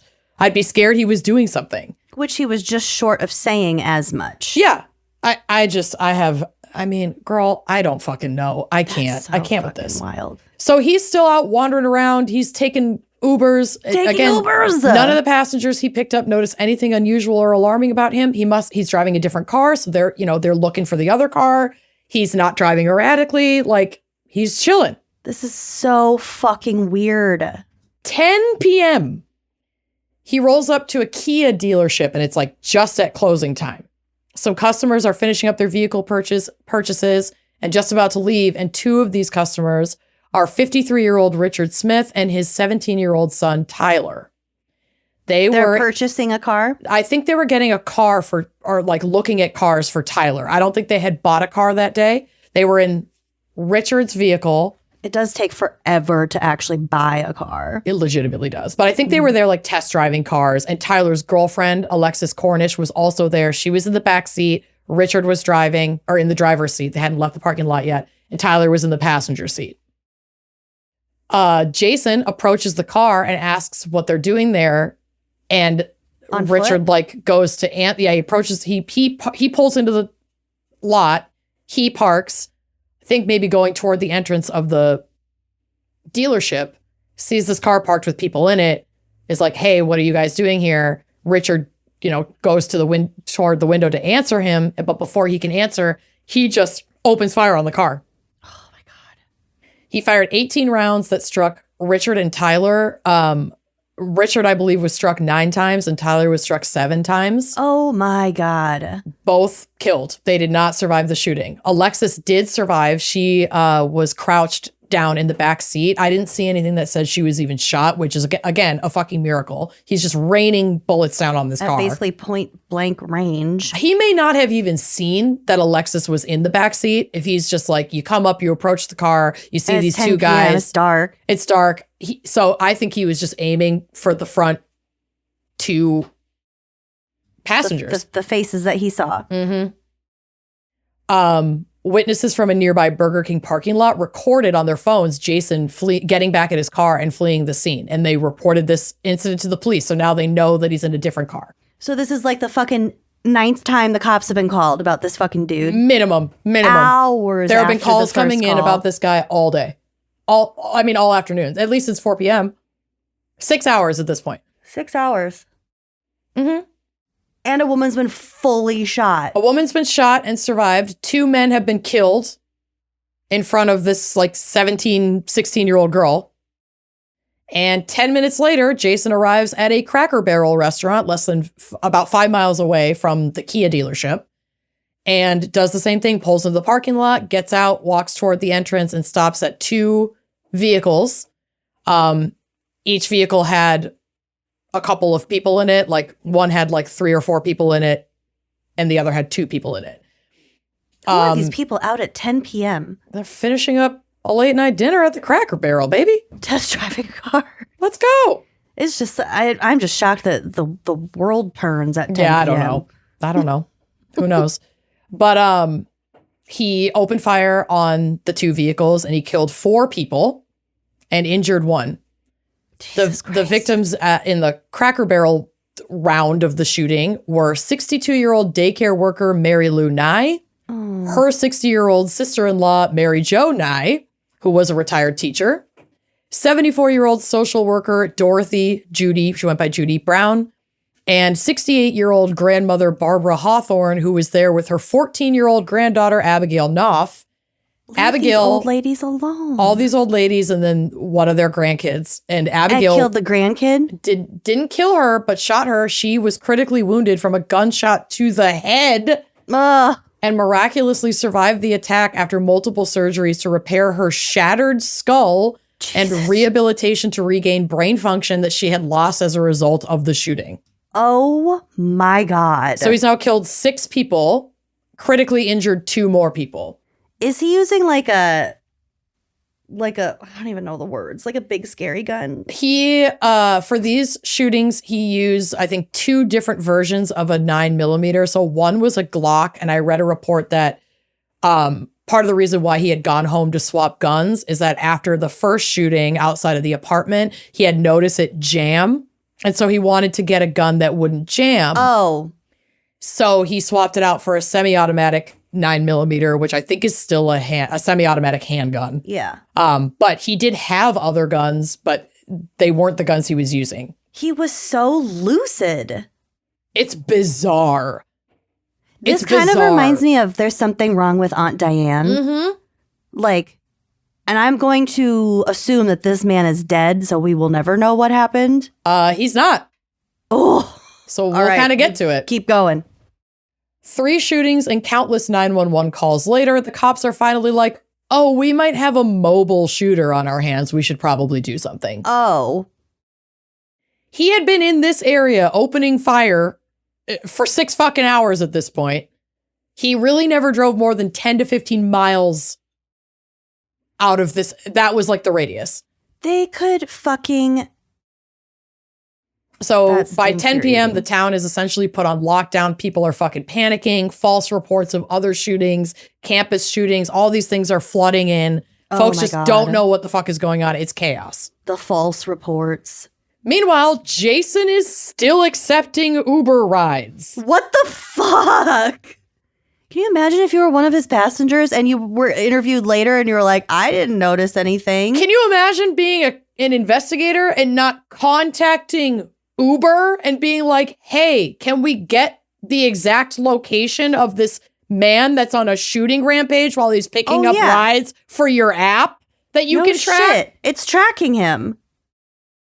Oh my God. I know. I didn't even think about that part. I wrote these notes in the bathtub and I was screaming. Oh my God. In the bathtub. Thank God Bill's out of the house for work today because I have been a lunatic since 9:30 this morning. Hopefully your neighbors don't call. Oh, no. They're used to me. But I have never. This has been a fucking day. Jesus Christ. And I was laughing because I was taking like a little mental health break and I was listening to The Bald and the Beautiful with Trixie and Katya. And Trixie was talking about how she woke up hungover recently and was like so distraught. She just started screaming. And I was like, girl, same. I'm not even hungover. I'm just screaming. It was, God, I love that podcast. Anyway, so finally, at about 12:30 a.m., police spot him dropping off 3 passengers because he's still out fucking driving Uber. Unfucking believable. So they like hung back, let him drop off the passengers, and then followed him and pulled him over when he was alone in the car. He was armed and wearing the black jacket that he had purchased earlier in the day, as well as a bulletproof vest. Oh, cool. When she was like, oh, I bought this for my son. And they were like, okay, but you're wearing it. So can you step out of the vehicle, please? Cool. Does it fit? Right? What the fuck? Anyway. Maybe he was not so lucid. I mean, that is up for debate. So we're kind of getting to that part. I'm almost done. I know this is a crazy long episode, but there was just so much. That's okay. We both had really crazy cases. Really wild fucking cases. So, one semi-automatic handgun was taken from him. I don't know if it was just in his car, if it was in that little fucking pocket of his dumbass fucking gun coat. And the search of his home found 15 additional guns, including 11 quote unquote long guns. So I wonder if this is a variation of like, it's like a maybe rifle. Automatic rifles, hunting rifles. Like it could have, that's a pretty vague term. Bayonets. That's what I saw. Who knows? And 4 handguns, including the 9mm Glock that he had left swapped earlier in the day. On February 22nd, 2016, this is like barely a week later, Jason was arraigned on 16 charges, including 6 counts of murder, 2 counts of assault with intent to commit murder, and 8 counts of using a firearm during the commission of a felony. He was ordered to undergo a psychiatric evaluation to determine his competence to stand trial. This initial evaluation determined he was mentally competent, and he appeared on May 20th of 2016 for a preliminary hearing to determine if there was enough evidence to try him on all of these charges. This is like totally standard. During this hearing, Jason made a verbal outburst and interrupted our hero, Tiana Carruthers. Oh, no. Who had gotten herself to the hearing despite her injuries to make sure to testify against him so that there would be enough evidence to make sure he got these charges. He tried killing children. Yeah. And this woman is like, is probably between surgeries at this point. It's barely a month, or it's a few months later. So she's at least had a couple of surgeries. Her recovery took years. I bet. And she made sure she fucking got there to testify. And so again, she's a fucking hero. During her testimony, he made what was described as, quote, somewhat indecipherable statements, but he's taunting her while she's testifying, causing her to cry. She like can't focus on the stand. It's probably fucking terrifying. You're facing the man who tried to kill you and your child and your child's little friends. A crowd of kids. Little fucking children that you're coming home from the park. Like, what the fuck? Absolutely no indication that you're in any kind of danger. You're at home, essentially. She's outside of her apartment. I cannot. And then to just be taunted by this fucking man. So they called for a recess. They reconvened the next day. He was removed from the courtroom and she came back to give her testimony and he was kept. No, he was safely kept away from her. No, but she had to come back. I know. The fact that, God bless her. The fact that she came back is amazing. But I think it was like, he's going to video in from jail and we can literally fucking mute him so that he can't say shit to you during your testimony. So like, at least they made accommodations so that she did not have to be in the room with that man ever the fuck again. Because she shouldn't have to be.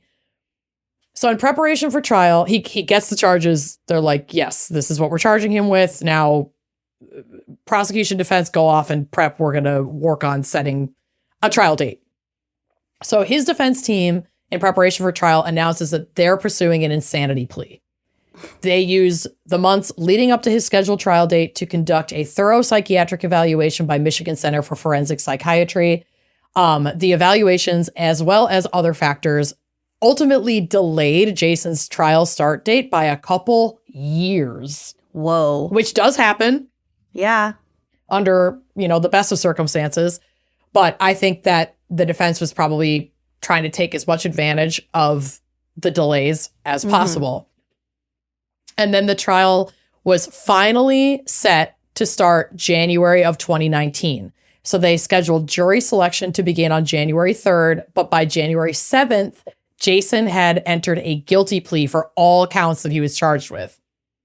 So I have a feeling that the extensive evaluations and delays did not drum up a more solid case for the defense as they had hoped. And he and his team kind of realized, like, you got to face the music. Like, there's no way we're going to win this. So accept a plea. We're done. We're at the end of the road. So he was sentenced to life in prison, that he didn't have to face a jury trial, which makes me happy because I don't want Tiana or Abigail, these survivors to have to fucking come back in and face this man.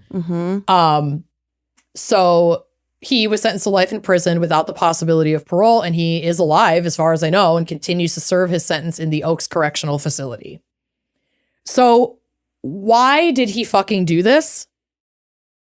Girl, I have no fucking clue what to think. And what I'm about to tell you is nuts. Like, it just is. But I will say, I'm almost inclined to believe it because this is so random and makes no fucking sense that, like, I kind of wonder if he really was, like, if he had just snapped and like something was fucked in his brain, and what he says happened here is what his perception of reality was at the time. Okay. So, it wasn't until after he accepted the plea and was sentenced, whatever, that the police interview footage of Jason could be released. Because obviously, if it had gone to trial, that would all be admissible in court. And so they're not going to put that out to the public. But now he's taken the deal. He's in jail. They released the tapes. Oh, my God. From his, like, initial arrest. In the footage, he says that he had been working for Uber for just over a week, which is true. He'd been there for, like, doing it for, like, less than 2 weeks. And as soon as he started using the app, he'd noticed something strange about the app. What the fuck? So now most of the rest of my case comes from an ABC News article detailing the interrogation tapes, because it was, like, tons of quotes and I wanted to read them all. So I pulled all of his quotes from there, and that ABC News article is cited in my sources. Quote, "The minute that I logged on, to be honest with you, I don't know what happened," he's heard telling investigators in the tapes. "I know you guys are going to have a hard time believing this, but it literally took over my mind and body." The app? Yes. Dalton claims that he'd seen the symbol of the Eastern Star when he initially logged into the Uber app. Kalamazoo detective Gurangeli said.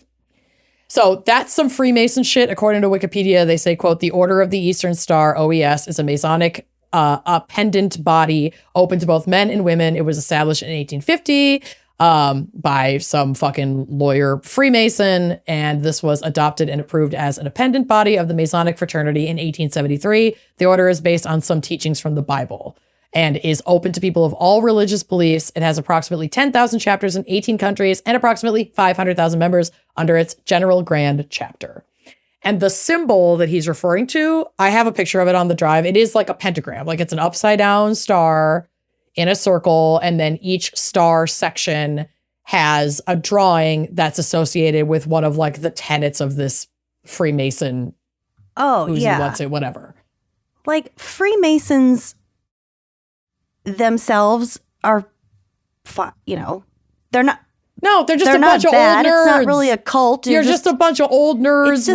It's a boys club. Yeah, with fucking fuck all to do. So you're wearing fun little hats and you're getting together and you're making symbols and. But it would make sense. You got your secret handshakes. Yeah, you're in a little frat. But it would make sense that this boring white dude was like brainwashed by this. By the Freemason? The most boring. I don't fucking know. But yeah, the Order of the Eastern Star is, I guess, what he saw. Okay. So then he says, quote, I just tapped it. I guess he saw the star and he tapped it. And then there was like a devil head that popped up. It was some sort of like horned head, like a cow head or something. I pressed that button and that's where all the problems went after that. Dalton told detectives that the Uber app had taken control of him. Quote, you could drive over 100 miles an hour and go through stoplights and you can just get places. When I tapped that, it said I could say whatever I wanted to. There would be no repercussions. So he's saying that, like, I tapped this star, the devil horns popped up, and then I was, like, given permission by the devil to just run rampant and do whatever I wanted. Kill people? He said that the app would start off red and then switch to black. And he said, quote, when it's in that black mode, it literally has control of you. It would do a little blink at me. Ooh. The phone communicated with him, Dalton told investigators, instructing him on what to do. 1 ding meant yes, and 2 dings signaled no. Maybe that's the little blink that he was referring. I don't know. Dalton also told investigators that when officers pulled him over around midnight, ending the shooting spree, he'd almost reached for his gun, but the phone, which is like in its holder with the app on, had returned to red from black. And so Dalton said that's why he did not shoot at the officers, because he was out of that, like, the devil mode. Zone. Quote, I was no longer being guided. I mean, that's not my nature to be that way, he told detectives. The minute that the app went from black to red, I had my presence, like I was back in my own body. And he did have memory of the spree, but, like, there were bits and pieces that were kind of missing from his memory, and he had no idea how many people he had shot. He did say in the interview that he, quote, remembered shooting a child. I don't know if that was Abigail, the girl who got shot in the head, if it was the group of children outside of the apartment building, if it was Tyler. I don't know. You shot at a lot of kids today. Yeah. Sir. Oh my God. That is so fucked up. I had not heard of this. What? Devil and app? so that's why I'm kind of like. That's why I use Lyft. Girl, same. Baby, no. That's why I use Lyft. No, fuck. But yeah, it's like, God. That's why when I read this, I was like, do I kind of believe him? Because, like, what? I feel like it's just my brain trying to grasp at anything to make any of this make sense. And obviously what he's saying it happened to him does not make sense. But if he truly was, like, having some sort of psychotic break and he really thought the Uber app was switching from red to black and telling him to murder a bunch of people. That's some bad weed, dude. That's a bad weed. But also, he was out before he started driving that day. He was shopping with his friend and he bought a bunch of guns. So I'm like, I think that's bullshit. He'd been on the app for a few weeks. He also said that he hadn't been sleeping in the days leading up. So something was going on. There was one report that said that he hadn't slept in like over 24 hours, which we know that's really bad. Can cause serious psychological damage. Mm-hmm. Really bad.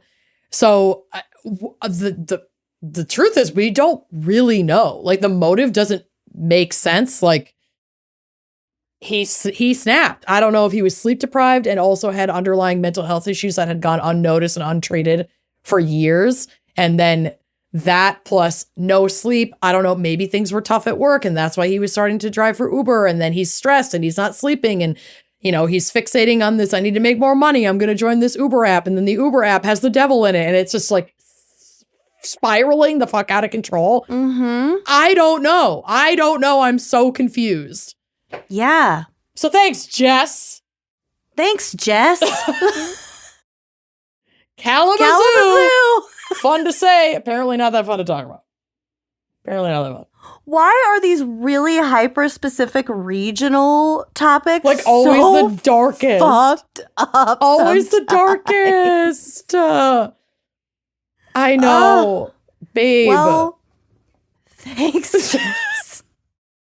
We did it. We did it. That's you did it. Y'all did it. Oh my God. Well, I need to go take an ice bath after this episode. Thank you so much for listening. Yes, thank you. And please come join us over on Winding Crime Uncorked so you can get all of this in your pod feed. Ad free, baby. All this audio content plus bonus content. We'd really love to have you over there. So much bonus content. It's so much fun. Uncorked is so much fun. Yeah. Go get her, babe. My new Spooky Little Bitch episode, the one from February. I haven't listened yet. I can't wait. Strippers, honey. I know. And I have an mansplaining coming out as we record this next week, but it'll probably already be out. But yeah, I'm super excited. So much content. We've got some good stuff coming. So yeah, head to our website, windandcrimepodcast.com/uncorked and join the party. And we will see you next week. Yes, we will. Bye-bye.